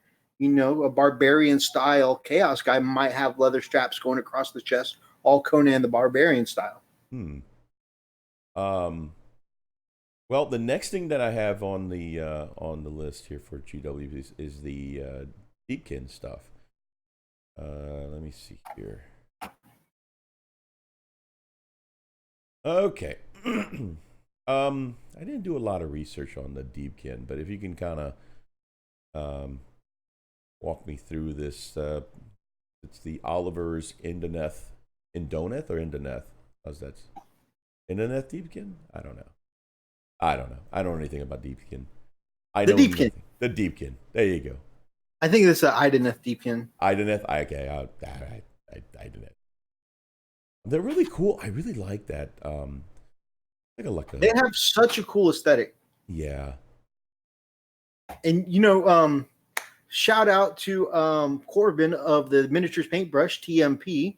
And you can check out his Deepkin work over at the Miniatures Paintbrush Legion on Facebook. And he's working on a Deepkin army. He's probably done with it by now, honestly. But he has done some amazing basing, combining beach work and water effects. So that way almost his entire army looks like it's coming out of the tides onto land to battle their opponent. Really, really cool basing effect. That's great. Especially on the larger models like those. If you look kind of towards the back there, the kind of seahorse cavalry kind of things, or sea serpent cavalry, or whatever they are. But those are really cool. And Corbin has really, really knocked it out of the park with basing that is thematic and very cool looking. Now, I mean, we're here looking at somebody else's showcase, and so I'm sitting here singing praises of an amazing painter I know, but this article here from GW is a whole showcase on this person's Deepkin army. That's actually pretty cool. That standing water effect, I love that kind of stuff. That looks, and that is so difficult to do, by the way. Man, to have stuff sitting there frozen in resin for your water effects, it's difficult to do, but it looks amazing. And again, I mean, that Hydra is so awesome looking. Oh man, I'm really getting the Age of Sigmar urge. I'm getting the Age of Sigmar urge, and I haven't even had I've had one 40K battle all year. I'm like, ooh, I want to play another game. Look at that. I mean, the cool thing is you can actually see the the foliage in the water. Oh yeah, the little kelp in the water. Yeah, that is just amazing. How though? I mean, again, this is really, really incredible work. This person does really good paint work, but man, as clean and perfect as their resin work is for all these water effects, top notch. Right. This is the darndest cool thing right here. It's not only like really clean, but it's very consistent. Right. you look from model to model, all of their waterwork looks Yeah. consistent. It looks on point. Yep, the theme, everything, it's all consistent. That's what you got to look for is consistency, right? And every one of his models are consistent with a water effect. I love the look, how it just looks like most of them are chest high, coming out of the water to fight you. My goodness. If I can zoom this in, no, it won't let me. Look at, and you can see it's not even going there, dude. It just looks crazy. Look at that. Huh. Look at the coral. But now, like on Walking Dead, right? Coral. Oh my gosh. Oh my goodness. This is just phenomenal. I don't know if that is a freehand banner or if that is a Let's see. decal or what, but it looks good. Yeah, I think that's freehand. That looks like it's freehand. Look at that. Man, again, there's people that can do some art, man. Oh, that looks insane. Oh my gosh. Come on, catch up. That I'm a real sucker for cavalry models. That looks so good. Yeah.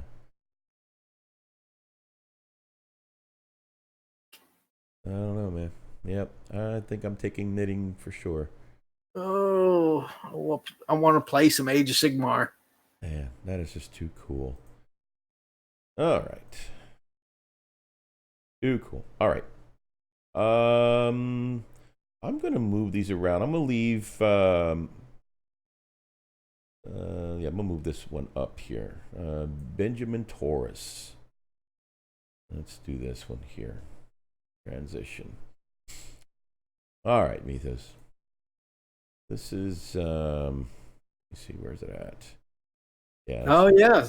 So this is another one that they GW did a spotlight on, and I've heard the idea so many times for orc pirates. And in fact, I want to say either Spellcrow or Cromlech even has I want to say Cromlech has a range just for this idea. But this person has fully painted and customized up a really awesome set of orc pirates. So that right there is very cool and a very unusual but very cool looking flight stand idea. Yep. Yep, it's a launcher or the what do you call it? Yeah, it's definitely coming off of a runway. Yeah. And look at the bomb here at the bottom.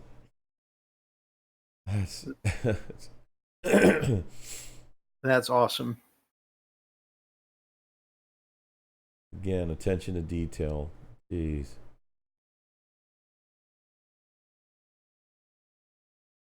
Man. Our man Robert Espinoza's in the chat. What up? Wow. A big shout out to Robert. By the way, Mythos, I didn't think I told you, but there's, from what I understand, his wife just had the twins, twin babies. From what I understand, they're doing really well. So congratulations, my man. I know you were not expecting it to come this early, but man, congratulations nonetheless, and hopefully they'll continue to be healthy. And congrats, my man! Major congrats. Yeah, nothing like kids, man. Many blessings for your family, my man. Indeed. Look at that, man. Oh, just really cool work. This guy really, again, attention to detail. This and you can tell that these guys definitely salvaged junk to make this stuff work. It just which is the Orky way. It is the Orky way.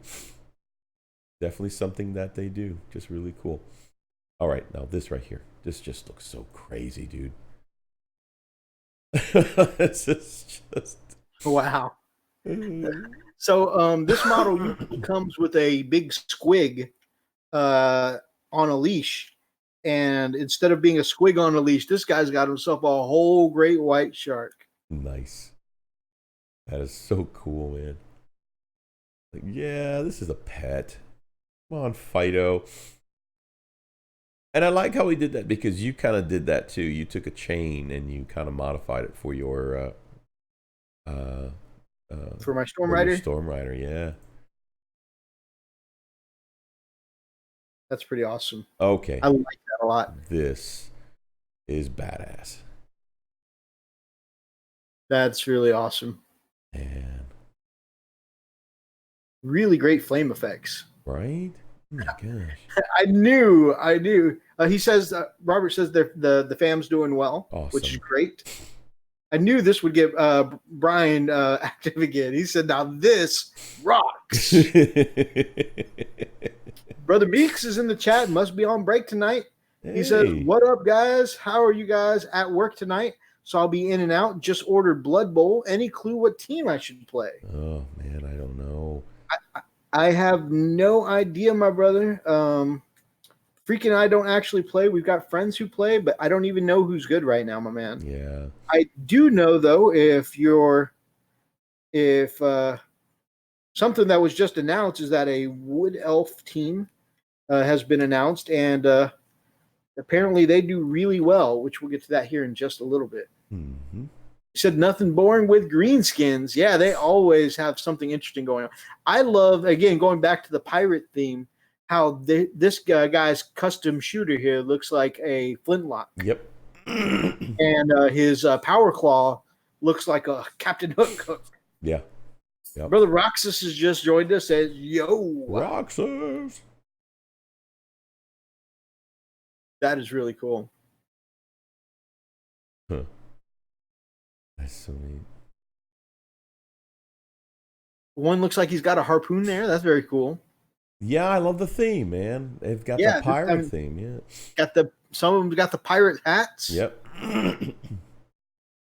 Oh, apparently Roxas has been here, just got distracted by StarCraft. That's awesome. Well, thanks for listening to us while you get your game on, brother. Man, I have not played StarCraft in such a long time. That is such a great game. What are you looking at? I used to love that, the bikers. Get ready for some chop. Oh yeah. Oh yeah. Look at that, man. Man, I love when you have a well-themed army all together and how they look together. Yep. Yep. Again, consistency, man. And it's neat because you can see it's a beach theme. Yep. The sand and the blue, man. All right, what do we have here? Again, this is so cool. If you put these on a like a sandy what do you call it, terrain, man. Oh yeah, then it really, really pops. Oh man. This is just cool. There you go. Look at his skiing. No way. Holy crap. I love that grot skiing right there. And man, you just know if he slips up, he's definitely going to hit that part of the ship at the back. Oh my gosh. Oh man, that's so cool. That is incredible. I wonder what that counts as, that ship. I wonder if it counts as like a looted wagon or what? It probably does. I don't know. Or a big truck. Jeez, man. Could be several things. That's just so cool. I have such an admiration for this. Look at this. Oh my god. Okay, look at the this is just crazy. Blue water. Deep, shallow land. Just That's so cool. it's really cool. Hold on, let me make sure I'm not getting it. Okay. Brian's got the technical term here. All He right. says it counts as an arse kicker. Oh, what now? An arse kicker. Oh god. Is that a thing? Nope. I hate y'all. My phone here. Okay. Okay, moving along.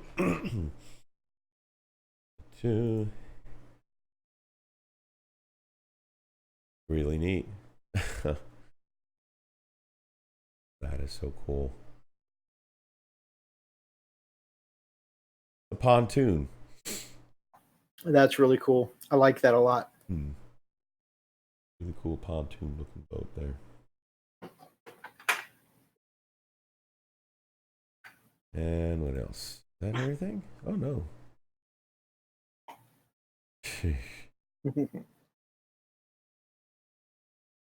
Where does he get this?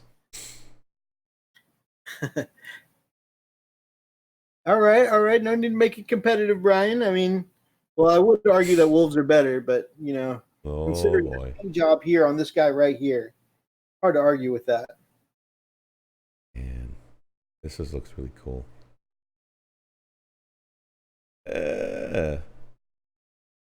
That's really interesting. Almost looks like an R2D2 unit. Yep. So this is Brian. Is this a Stompa or a Killacan? Tell me. I want to say it's a Stompa, but anyways, it's their equivalent of a Dreadnought, and well, it depends on which one. It's either the equivalent of a Dreadnought or like a mini Knight. But I love the way, if you look at that caution sign. Hold on, let me go back. It's a pirate hat. Yes. That's so awesome. Yeah, and it's nice. Oh, I love their doorway. Oh yeah. Let me go back to. That is so neat. Doorway. Right. That's so cool. It reminds me of the first Transformers movie, where Bumblebee's oil pan is. It's a little mini sub, man. The darnest That's really thing. cool. Look at that. Okay, keep it orky. I don't mind adding a trophy to my belt. There we go, Running Bear.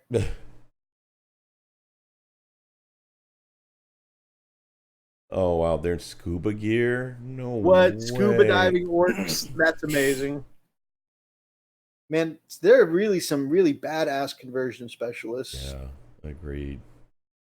And I do a little bit of conversion here and there, but man, to be able to do the whole theme for a whole army and execute it. And incredible.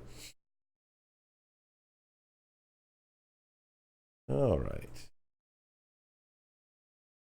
So this next one are the, I want to say Palanite. Is that correct? Palanite Enforcers. Is that how they're called, Methus? Is that from the? Yeah, this is the Necromunda. Oh no. Okay, so this is the Expo yes. Announcements. Yes. Okay, so for the Necromunda, we've got the Arbite. So, exactly. I thought about Zone of the Enders, and I forgot I had someone in the chat that would actually get that reference, Rockcliffe. The mechs in a video game called Zone of the Enders, they had giant battle robots too, kind of Gundam style, and their cockpits were also in the crotch. So that's exactly what made me think about that. Funny. Yeah, this right here are the arbiters announced for Necromunda. I have no interest in Necromunda except for these Arbites look amazing, and I always love. I talked about it because I think Brother Archer mentioned it in the chat one week when they were teasing a new release, and he said that he had heard that the Arbites were coming, and I mentioned how I love law enforcement units in a lot of things, and I think these are really executed well, really well done, very futuristic cop kind of looking. Yeah. And something I want to do with them, like I really want to do, it's not just a thought now. If you look at these same Arbites here, somebody, I think, photoshopped the same picture of these as a conversion to become Ultramarine Scouts. Yeah, let me see if I can pull that up. Hang on a second.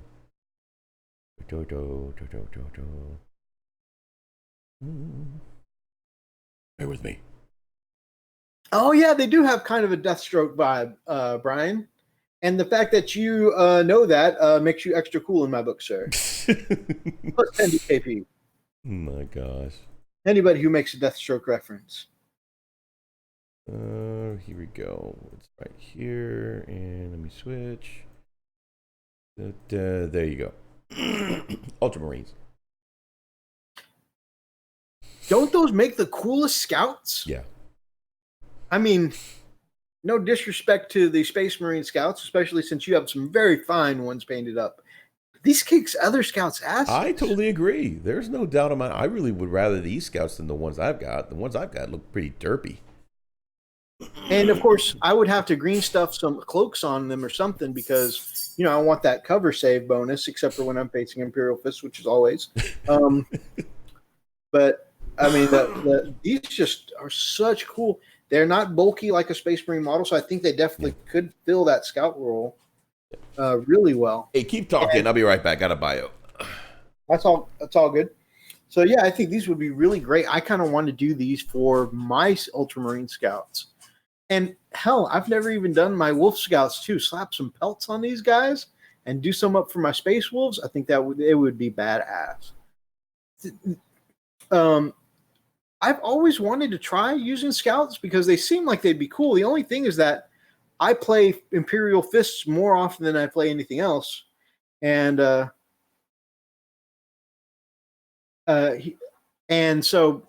I don't get cover bonuses because I face the Imperial Fist so often. So I never took that step to commit and buy any, but man, these make me where I might want to change that. I mean, they are still super cheap troop choices. They do have utility in claiming, for good board coverage. It's just that with Imperial Fist, they're just going to be less survivable. But I mean, for this rule of cool, if I use them this way, they'll probably look cool enough for me to justify painting them up.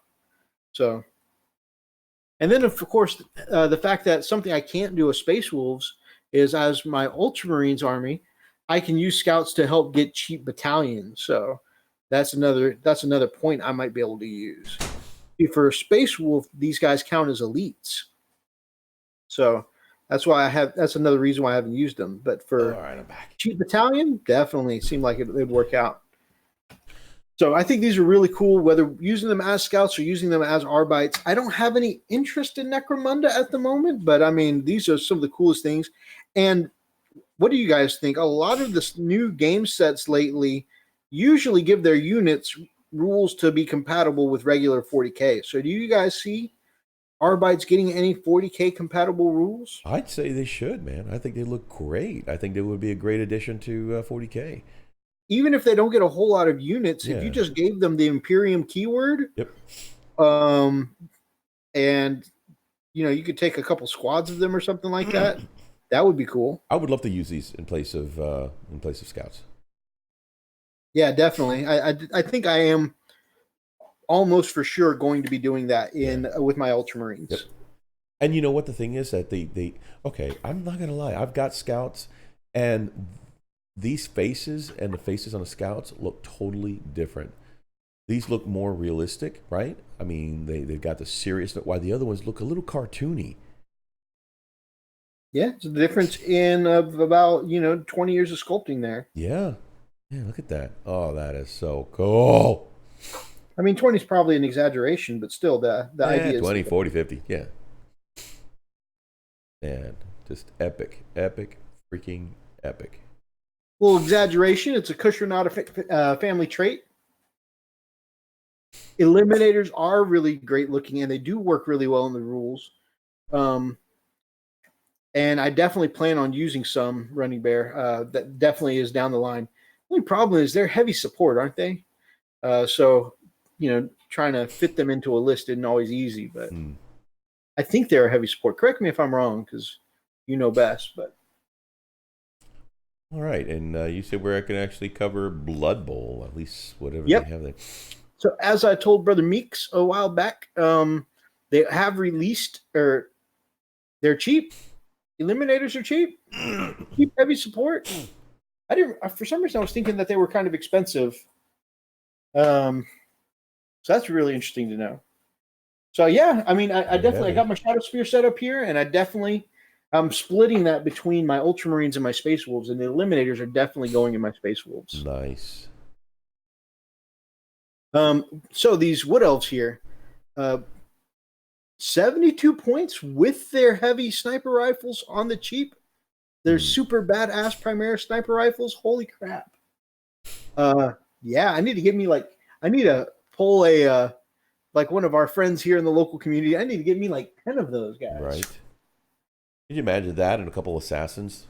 Oof. Yep. I think that might be my next project, by the way, Freak. After I get this guy done up, is I think it's time to get my assassin on the table. Oh, wonderful. For my side project. Yeah, because I can't wait. Yeah. I know you're really looking forward to that. Oh, yeah. Pins and needles I'm sitting on. What else we got here? Totally cool. I really like the female, quarterback. She looks very cool. Yep.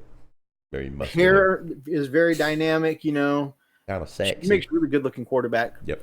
Plus, I like that they've been including more characters, more female characters, and more things lately. Yep. And to give a lady the star role of quarterback here is very cool to see. Yep. Toto. Come on. Yeah.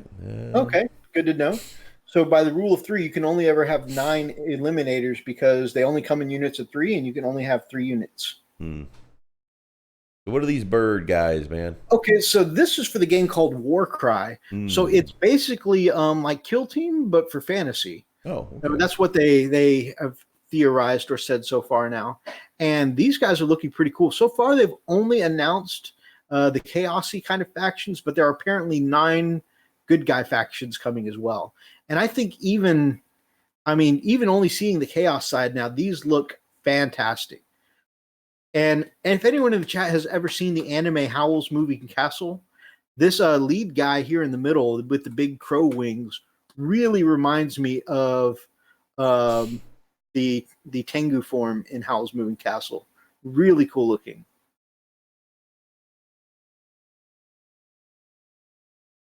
That's so neat. So far, like I said, I'm not a Chaos guy, but even the Chaos warbands look great in this. Yeah, that is just so cool looking. Let's see what else. Oh, here we go. And then, of course, the reinforcements for Blackstone Fortress. So here's showing before when we looked at this, they showed a lot of reinforcements for the Imperium guys. The Chaos guys are also getting some reinforcements here. So, of course, the Imperium has a flamethrower guy. Looks like they're getting a crazy flamethrower guy. Very cool looking, though. It looks like a really kind of badass flamer staff combination. Yeah. That you could beat a mofo or light him up at the same time. And that machine pistol and chainsword looks cool. What's really interesting about that model, though, if you look at the horns on the head and the one horn strap on the shoulder, this Chaos Cultist, or whatever they are, really has the vibe of the 30K Magnus the Red. Yeah. So it's kind of cool. Yep. And he's holding the gat. All right, what else we got? Does anybody else wonder how the dude with the big horns eats? Very carefully, I assume.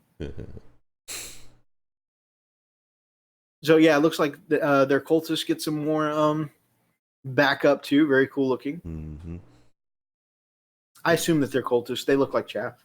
I mean, very cool looking chaff, but they look like chaff. Yeah, but the neat thing. You must use a skewer. So cool. All right, that's pretty much it on that one. And then, of course, there's the recap of what the good guys they already announced are. Right. And so you can see kind of the side by side what the whole good guy team reinforcement looks like, and what the whole. All of these models I really want. The robot guy, the admech guy, that lady with the sword legs is just super cool, and the dude with the sword and shield looks just like the guy from Inquisitor Martyr that I'm playing. It just looks so cool. I definitely I want to be that guy. I'll use them for something. That's the problem in this hobby. It's so addictive to keep saying, I'll use them in something. Yep. All right. And so I like that they did this kind of side-by-side team shots. And then you've got the blue background for the good guys, and then you got the kind of rusty colored background for the bad guys. Very cool side-by-side shots there. You're a very cool side-by-side shot. Got him. Okay. So, next thing we're going to cover, we did that. We've done the Deepkin. I'll let you choose, Mythos. We've got the Warhammer rules update, and we also have the 5 top reasons to repaint. Let's actually, I think let's do the rules updates because there's not very many of them. It's not a huge main kind of topic. Okay. There are some things that definitely affect at least me. All right. And actually affect you as someone who plays against me. Yeah. All right. Let's take a look. See what I got her. So the big FAQ came out not too long ago, and this, they did the thing where they're like, "Hey, give us feedback on what you think about all this." And just like last time, they came out with a couple of clarifications or addendums for things that were still questionable after the big FAQ. Yep. So, number one there, Warhammer is a correction out of the rule book itself. Freak, you want to take it away, my brother? Sure. Go ahead and read the whole thing here. So basically, they're saying we've added an FAQ entry to this document to make clear what rules and stratagems could be used when making an action out of the normal turn sequence. The final sentence of the answer to this question was added to clarify whether or not Overwatch counted as an attack made as if it were the shooting phase. You guys noticed the word "not" was missing from the sentence. As such, we'd like to clarify. And here's the clarification. Overwatch is resolved like a normal shooting attack, but it is specifically resolved in the enemy's charge phase. The complete entry is reprinted below with the corrected final sentence, and this is where it goes. The question was, when a rule allows a model or unit to take an action such as move, shoot, charge, fight, or attempt to manifest a psychic power outside of the normal turn sequence, and that rule explicitly mentions to make that action as if it were a different phase of the turn structure to the current one, e.g., that unit can shoot as if it were in the shooting phase, do rules that are normally used during that phase, in the example this would be the shooting phase, take effect? Is the same true of Overwatch attacks? Their clarification and answer is, with the exception of stratagems, all rules, such as abilities, warlord traits, psychic powers, etc., that would apply in a specific phase apply to actions that are taking place as if it were in that phase. However, if a stratagem specifies that it must be used in a specific phase, then it can only be used in that phase. For example, you cannot use a stratagem that says use a stratagem in the shooting phase. Well, I mean, this is obvious, right? Because you can't mix match. If it's specific for that particular phase, you can't use it for a different one. That's obvious. To affect a unit that is shooting as if it were the shooting phase. So, for the purposes of this FAQ, Overwatch attacks are not considered to be attacks made as if it were your shooting phase. So that's if you were planning on stacking. Yeah. This says do something as if it were the shooting phase. Right. And this says during the shooting phase, I could do this. So, like Call only gives his reroll bonuses during the shooting phase. I don't get rerolls during Overwatch, say. Right. But if I had a stratagem that said, hey, you can take an extra round of shooting as if it were the shooting phase, he still wouldn't get the bonus because it is not, in fact, the shooting phase. Correct. That's correct. Seems pretty intuitive, but it also seems like if you are really trying to argue rules as written versus rules as intended, somebody might be trying to get it, a little something extra out of it, Yeah, it's a semantic. That's exactly right. Keen-eyed servants of the hive mind might notice that this is not consistent with the codex. Tyranids FAQ. Well spotted. We've now removed the following FAQ entry from the Codex Tyranids errata document. The question was, can the opportunistic advance stratagem be used when a unit is affected by the Swarm Lord's Hive Commander ability, the Overrun stratagem, or the Mind Eater Warlord trait? The answer was yes in all cases. Please note the FAQ above regarding moving multiple times in a single phase. Okay. The second one, this is the Warhammer 40k rulebook. It says, we've also added an FAQ entry to the Warhammer 40k rulebook document that explained what happens when the counter-offensive stratagem is used on a unit that is under the effect of a rule that states that a unit cannot be chosen to fight until after all other units have fought. The question goes, if a unit is affected by a rule that forces it to fight after all other units able to fight have done so, such as the effects of the paroxysm, psychic power, the vexator mask, or the armor of rust, can it still be affected by the counter-offensive stratagem? The answer is yes. The counter-offensive stratagem allows a unit to fight outside of the normal fight order.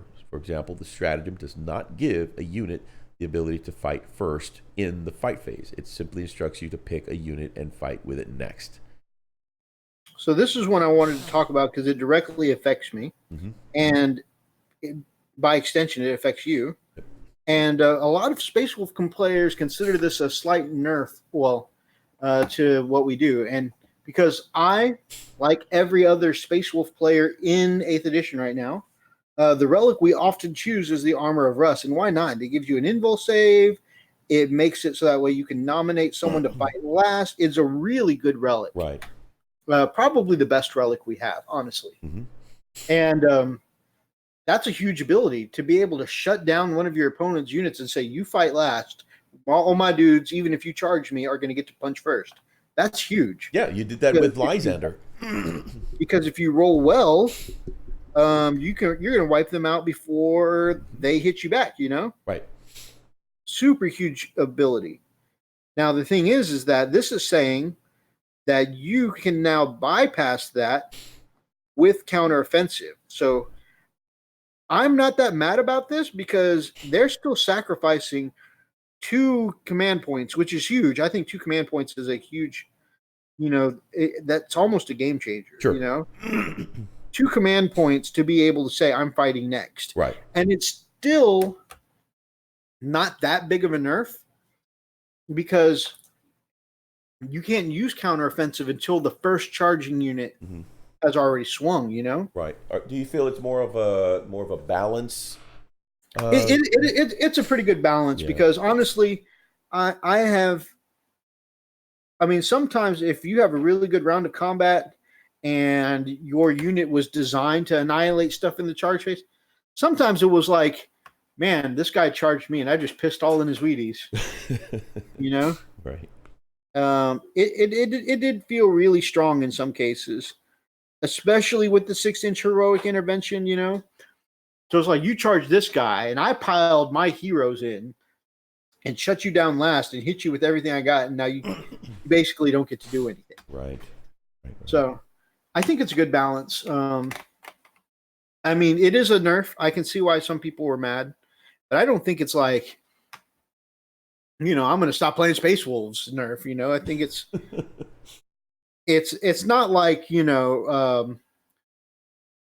robbing Thunderwolf Cavalry of 2 inches movement, an extra point of strength, an extra attack. It's not like that. Right. Stealing Brand Redmaw. It's not like those kinds of nerfs to Space Wolf. I think it's an okay nerf. And then, as somebody else pointed out earlier, because, of course, and I love my Space Wolves chat, but, my people do get salty sometimes, myself chief amongst them. Not you. And so, a lot of people are really upset by it. But if you think about it, counteroffensive only works when you charge. So as long as they're charging you, you can still shut them down. And if I'm the one charging, at least I still get to swing with my first person. Yep. So I just need to make sure I play strategically and make sure that the first person I nominate to swing is going to do the most damage, right? Mm. And if they want to go second, which still is after I hit, that's them sacrificing 2 command points. Yep. Now, I know that some competitive armies are like, I have 15 command points and I get to re-roll to get them back, you know? So for some armies, it's not a big sacrifice to give up command points. But I mean, I think it's as balanced you're going to get as in that kind of scenario. Makes sense. If they're so far ahead that command points aren't an issue whatsoever, then I mean that's what they designed their list to do, you know. So I think it's fair because they had to build their list to be that way, you know. So right. Awesome, man. Sorry if I got a little no, not at all, extensive dude. in that explanation. No, not at all. That's I'm glad you can expound. That on one genuinely affects me, and yeah. Soon you'll be playing Space Wolves too, so you'll be learning all about that armor over us. Definitely.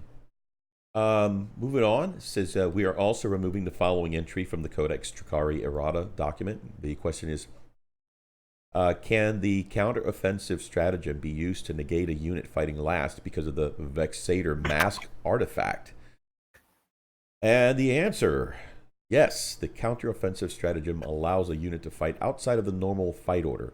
For example, the stratagem does not give a unit the ability to fight first in the fight phase. It simply instructs you to pick a unit and fight with it next.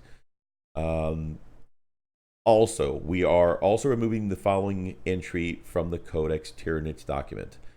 If a unit is under the effects of paroxysms, psychic power, can the counteroffensive stratagem be used on it?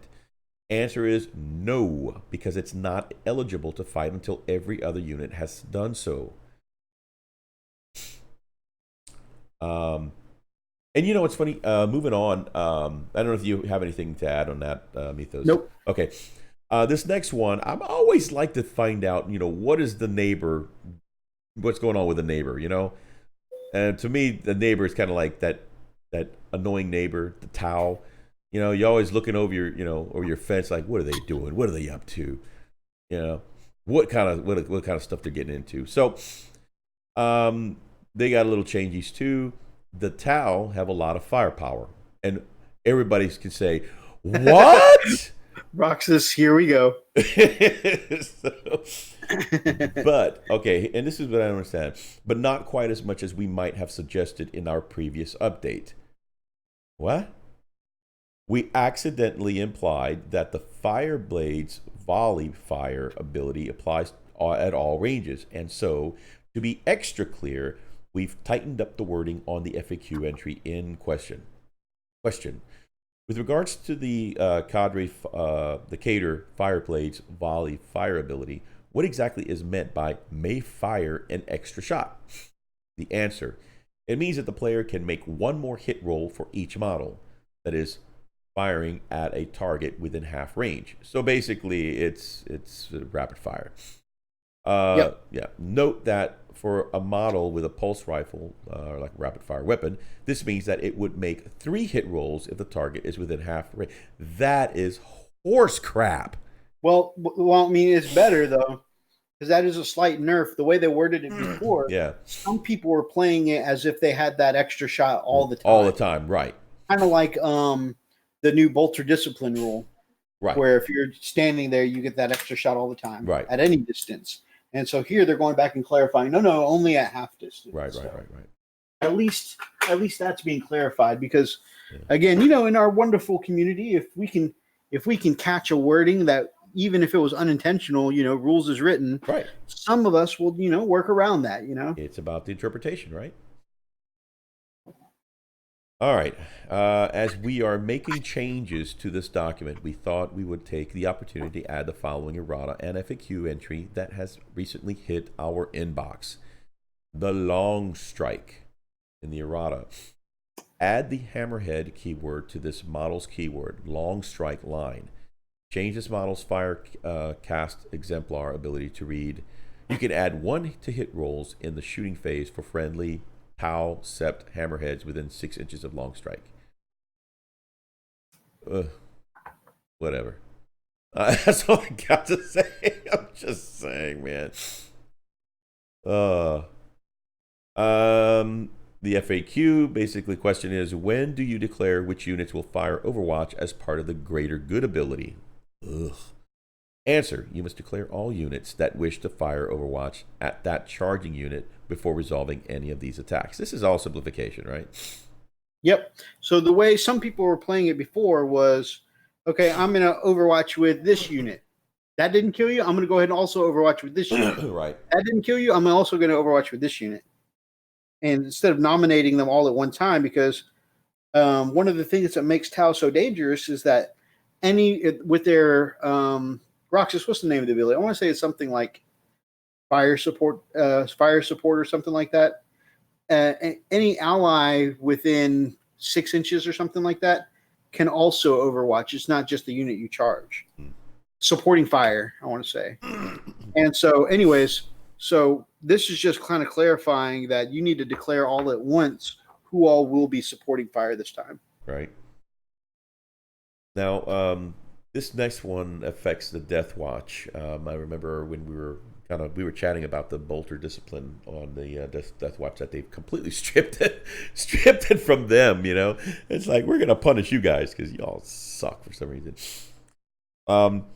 It says, we have made a change to the special issue ammunition ability to explain how it combines with the newly added bolter discipline ability. We have received numerous emails asking for clarity about whether or not, when firing a special issue ammunition, the normal rules for firing rapid fire weapons apply. And remember, we talked about this. Yep. Nerfing the kid who didn't need to be nerfed. Exactly. The answer simply is yes. When firing special issue ammunition, the modifications to the rapid fire ability that bolter discipline makes do not apply. Jeez. We have added the following designer's note after this errata to clarify this. The designer note reads as follows. Note that the normal rules for rapid-fire weapons, as described in the Warhammer 40k core rules, continue to apply when shooting a rapid-fire weapon with special issue ammunition. We have also recently received some questions regarding the weapon options on veterans squads, and we've added the following errata. On page 72, Veterans and War Gear Options. Change the second bullet point to read, up to 4 veterans may replace their bolt gun with an item from the heavy weapons list. If they do so, those models cannot be given any other war gear option from this war gear options list. Change the third bullet point to read, any veteran may replace their bolt gun with a heavy thunder hammer for page 91. If they do so, that model cannot be given any other war gear options from this war gear option list.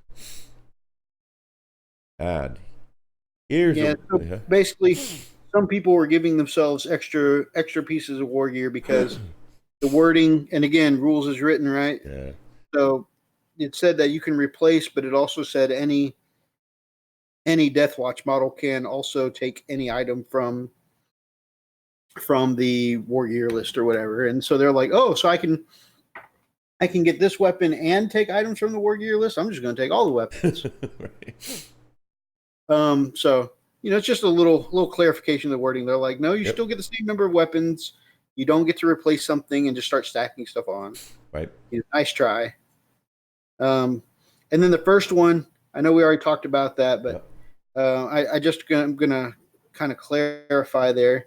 That was some people were overreacting, and sometimes you wonder, like, who is asking these questions?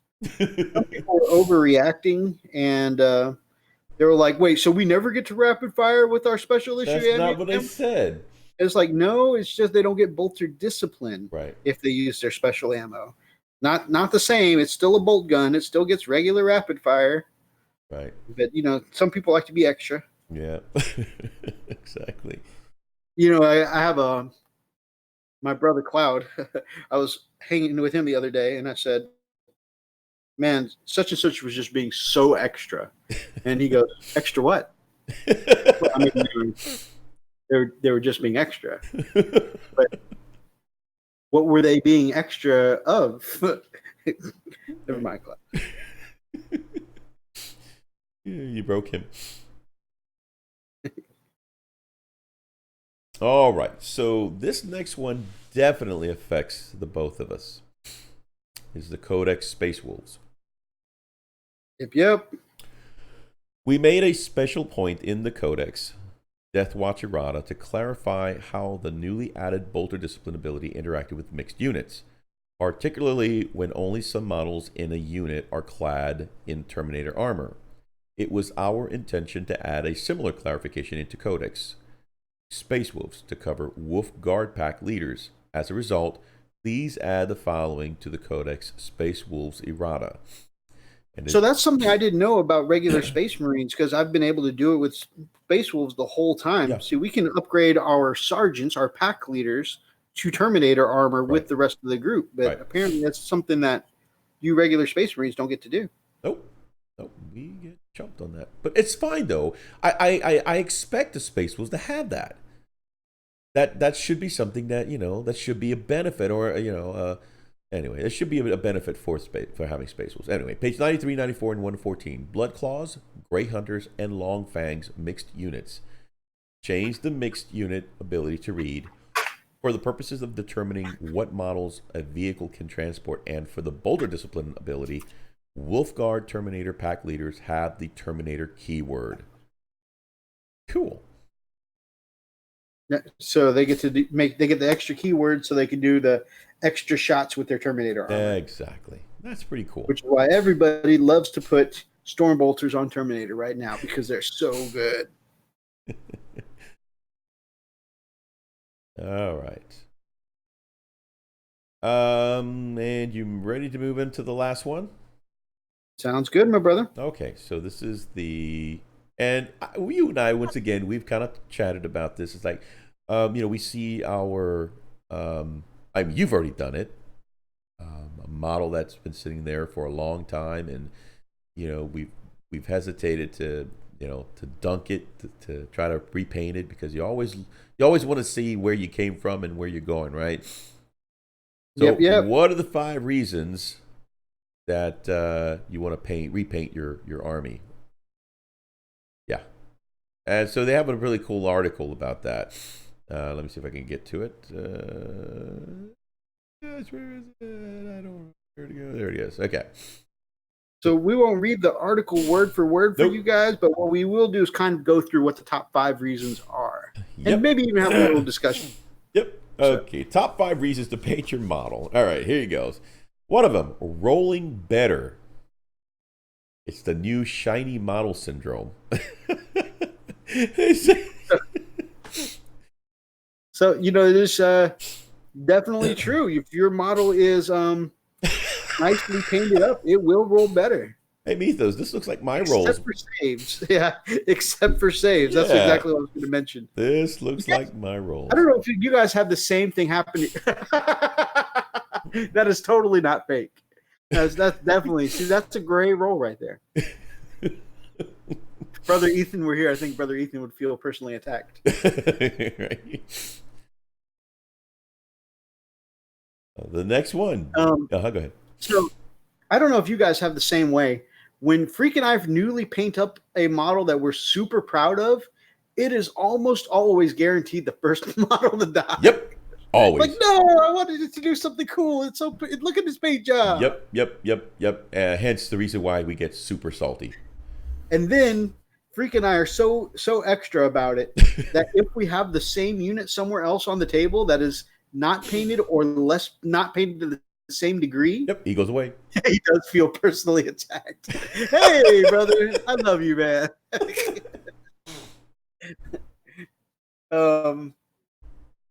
Yeah, he goes away. If we have the same model somewhere else on the table that is maybe not as well painted up as that one, we'll be like, hey, man, yep.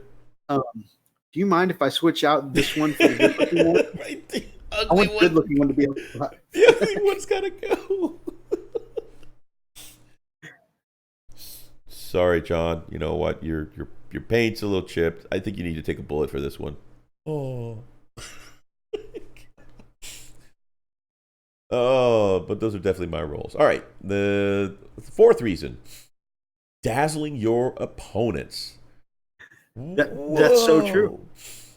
Yeah, I mean, winning the game is only 5% skill. This is so true. Freaking luck, man. Okay, you know what? Okay, I'll talk about it after. We'll talk about it after our chit Can you chat. imagine if all those custodians were painted up in that same gold non-metallic style as that one Oh, that Stormcast would guy? look so freaking amazing. Yeah, I would if I were the opponent, I would probably roll ones because I'd be so distracted how amazing it looked. Oh no! You'd lose focus on all. Skill and tactics in the game, just staring at your opponent's Yeah, models. yeah. I mean, it's like I don't want to go after these guys. I don't want to fight them. You know, They there's look too Raging good. Heroes does some really awesome, sexy models Right. for different armies. Yeah. Sexy commissars, sexy admech priests, so some sexy female space marines, and some of them are not appropriately clothed, right? And I always felt like if somebody were playing me on the battlefield with that kind of army, I might lose track of what's going on the battlefield too. Like, huh? What? You said I need to make 10 saves? Okay. Oh no, I don't. Actually, that's scientific as a strategy and like competitive fighting.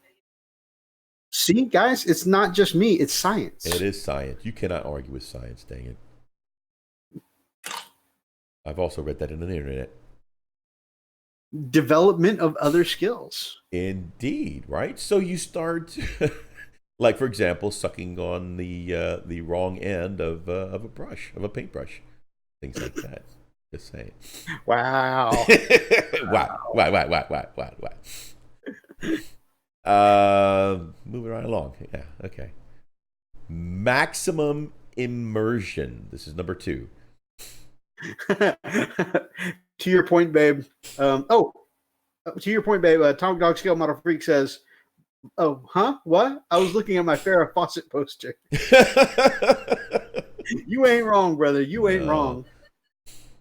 X Gear Commander says, like Kingdom Death, also just like Raging Heroes, they also do some very sexy models.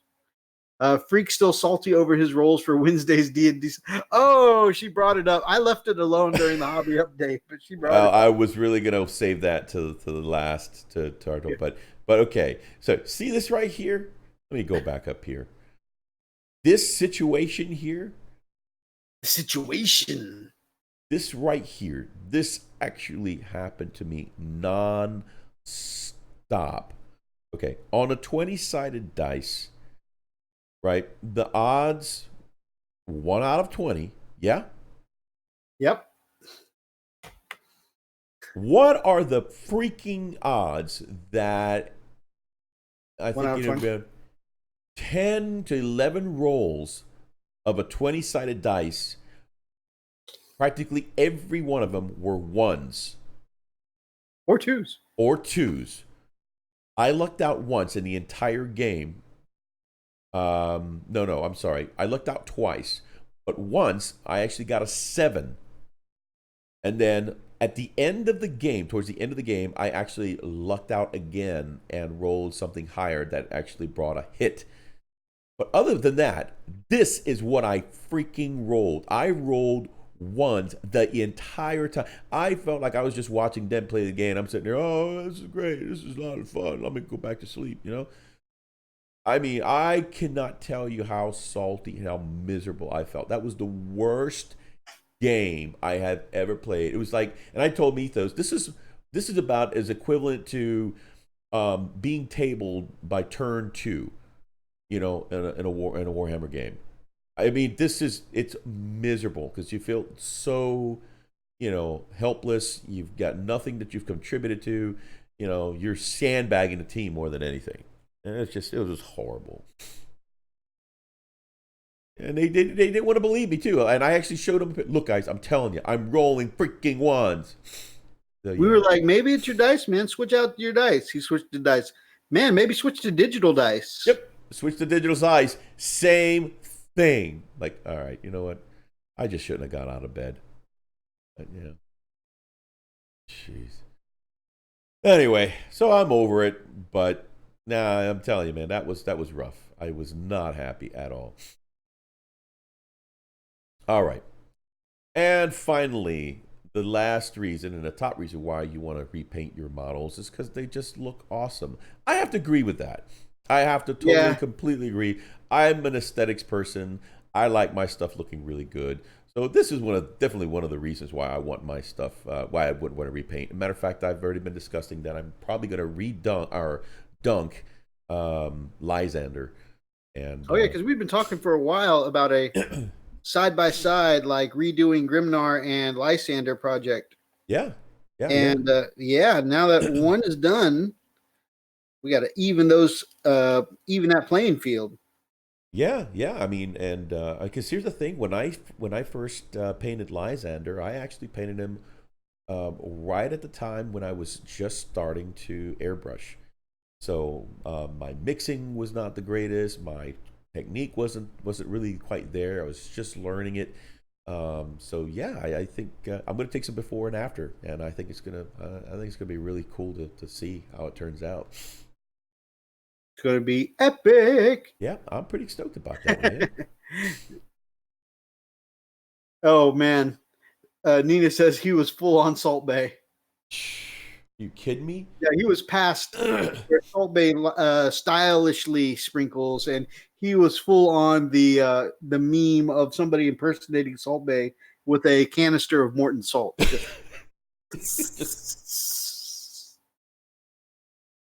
Yeah, Emerald Lagasse had nothing on me, man.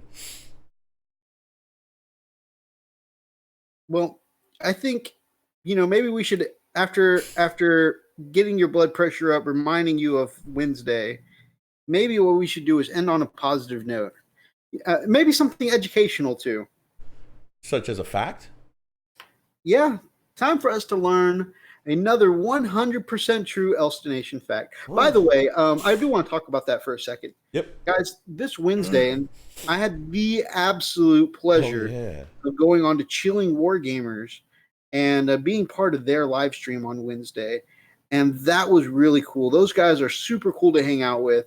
I definitely recommend, if you have some time, you like live streams like this, or you like listening to podcasts, maybe go over to Chilling Wargamers and give them a listen. Check out our show. It was a lot of fun collaborating with them and being on their live show. And one of the things we talked about was these 100% true Elstonation facts. And I mentioned how it just kind of was born here in the live chat, and how Archer started making a couple of Chuck Norris style jokes, and then people in the chat just kept going with it. So very cool. They really enjoyed it. We couldn't stop. It was Spud's first time hearing them. I'm not being a name dropper. I'm trying to send you over to check out their stuff. I'm trying to give them credit where it is due for them. Even though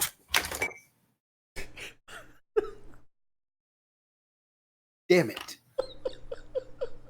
Oh my God. Well, live on camera, guys. We broke the broken Storm Rider. Oh, no. But it's fixable. I can save it. Oh my God. The look was priceless. The look said, should I release the inner demon and let it fly? I have to admit, the temper did come up for a second. Yeah, I saw it. I'm like, ooh. I'm like, why would I do this when I just, literally, I think I just painted the last thing I needed to paint. Like, this is ready for snow effect. Guys, go back and check out his eyes. That is the most. That has to be the most epic thing. It's probably about 2 hours and 36 minutes. That's the point you want to go scroll back and check out his eyes. It was like, I mean, you could see the horns start popping through his skin above his forehead. Anyway. Yeah, exactly. Yes, it has happened live. Yeah, one day he's gonna come out. He's gonna come out of his skin. Anyways, yes, please do go check out Chilling Wargamers. They were amazing, and a lot of really fun guys to hang out with. If you're not already watching their live chats, definitely it's a good listen. Yeah, they're good guys there. But anyways, yeah, so that I got to do a few of the Elstonation fun facts, and it was Spud's first time hearing them, and it was definitely a good time. Sweet. But I'm really ready to listen to this week's. And actually, full disclosure, guys, we actually forgot to cover the fun fact last week because we just Q&A. we're having such a good time with the Q&A last week. So making it up now. Yeah, I was really impressed. Matter of fact, it was totally unexpected. The Q&A just kept going. We try to wrap it up, and I got a question for you. I'm like, oh, okay. Which was fantastic. It was We awesome. absolutely loved the It was like, participation. it's like Mythos. There's still one got questions. All right, let's ask. All right, let's do it and hit it. You know, like wow. It was a good time. All right, guys. So anyway, you're right. We need education, right?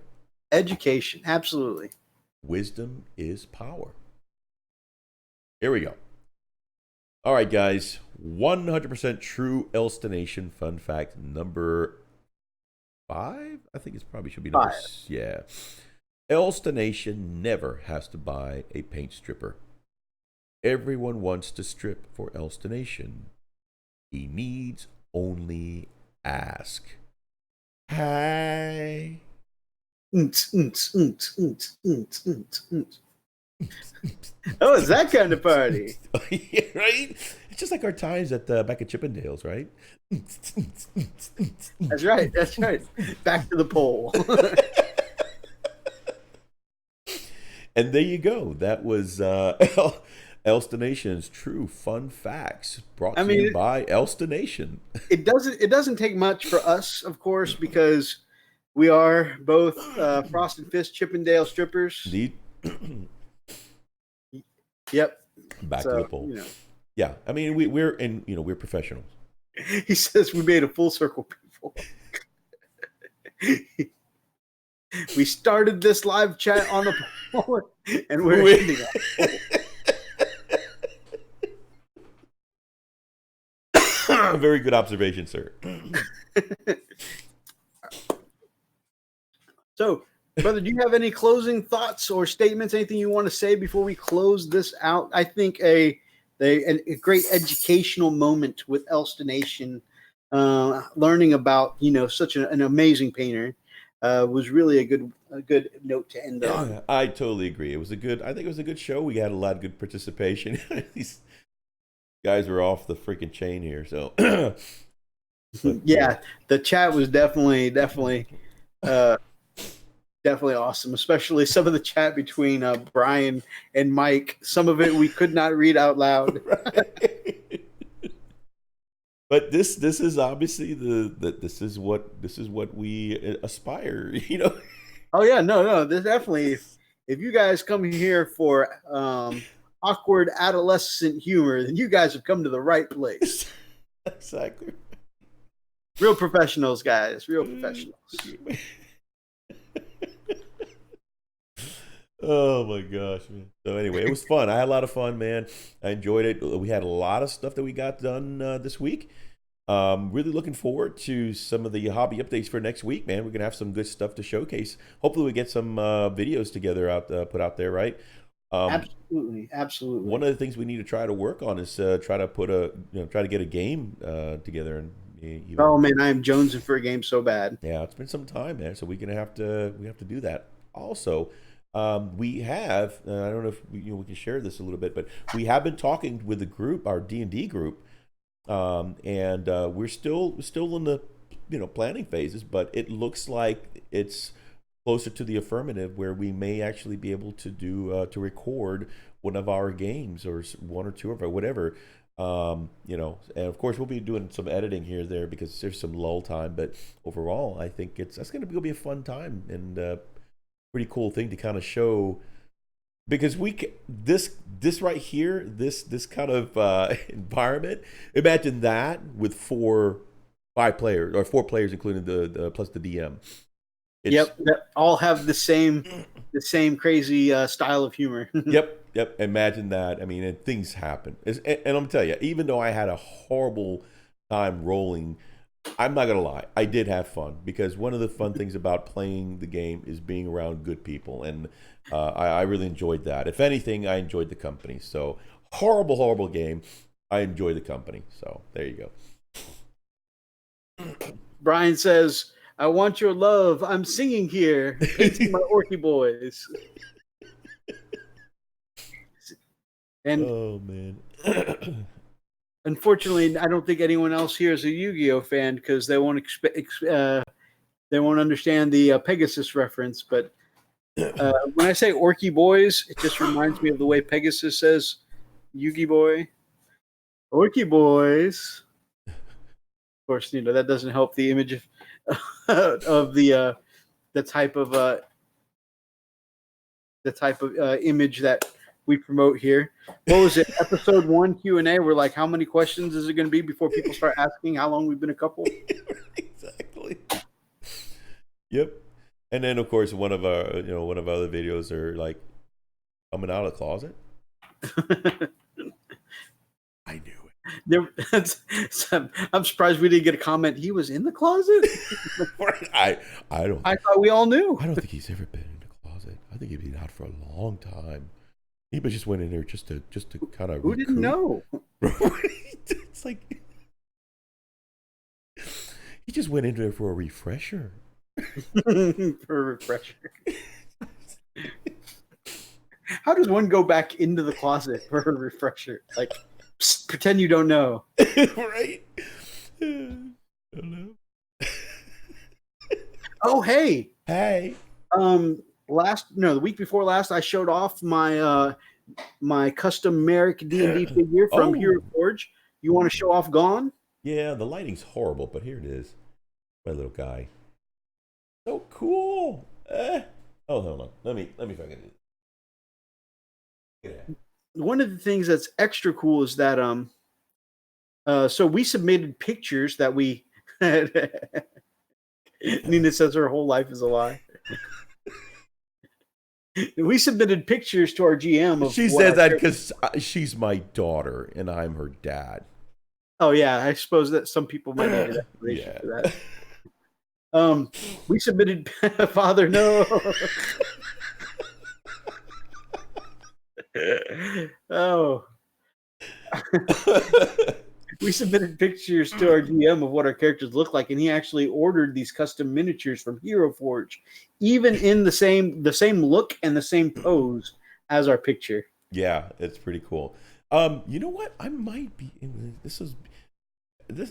I'm just tossing it out there, but I might be able to pull that up, Mythos. Let me see here.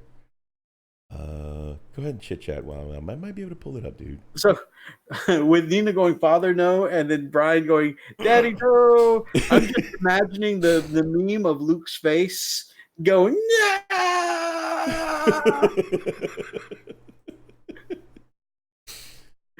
Oh my god. Let me see if I can find it here. Oh, that is a real Luke, I am your father moment. That's hilarious. Yeah, I'm going through like 1, 2, 3, 4, 5, 6, about 12 salty memes that we post from our game Wednesday. Let me see here. Yeah, it was a very it was a I don't know what I've done to deserve war, but Roxas goes, "Oh, it's war you want."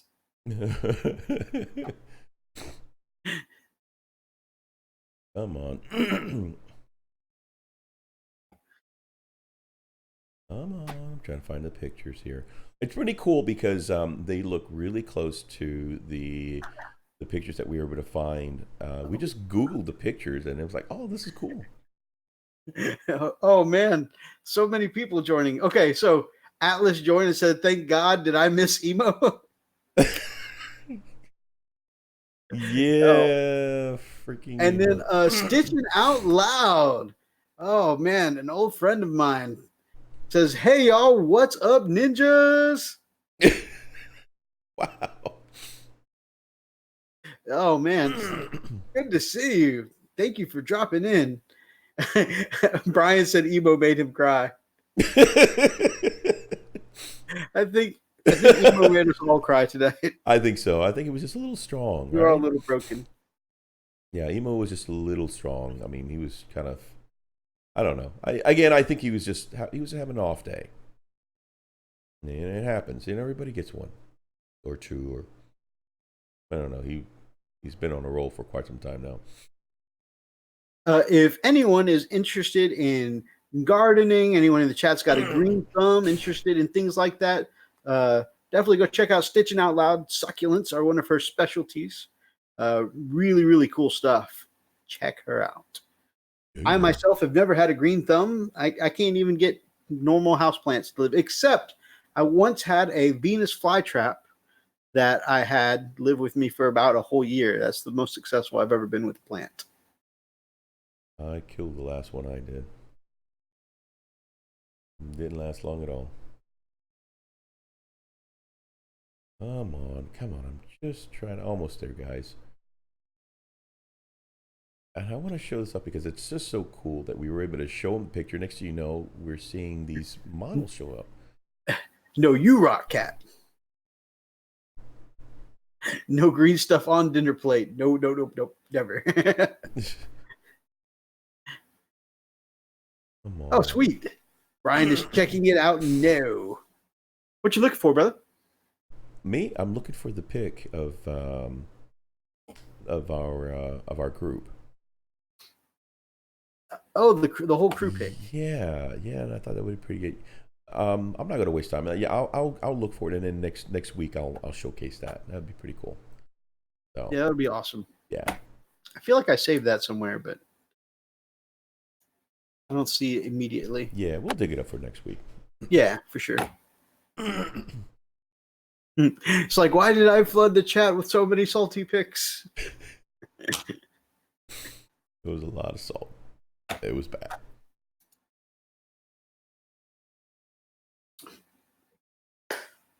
All right, fam. I know some of you just joined, and I greatly apologize. We are a few minutes over at the end of our show, so that I think was our closing thoughts. We wanted to end it on D&D and an Elstadation 100% true fact. So I really hope you guys enjoyed the show tonight. Shout out to everyone who joined us tonight. Brother Brian, Kat from Stitching Out Loud.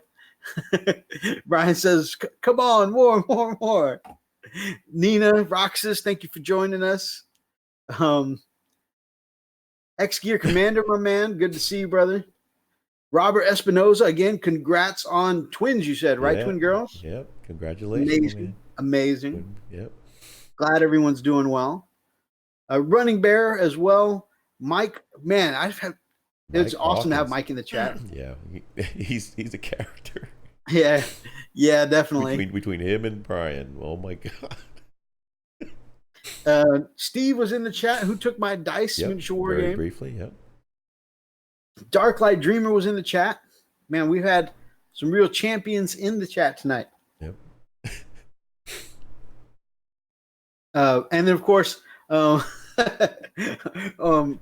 Ethan was here long enough to let us. I mean, I'm sure he's been listening, but he popped in quickly enough to feel personally attacked. Great, way to run him off, man. Good job. Yeah, Razzie wasn't here very long. He just popped in, I think, right before he went to work. Yep. Hung out with us a few minutes, said hi. But yeah, he was in the chat for just a few minutes. Hey, you know what? Freak is actually a classically trained singer, and Brian wants a lullaby. Not tonight. You closet boys rock.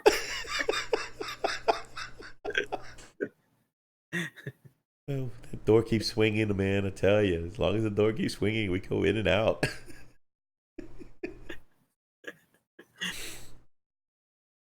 Yeah, you're getting quite a few requests to sing it. Give us a lullaby, Freak. Oh man! Well, if you like this video,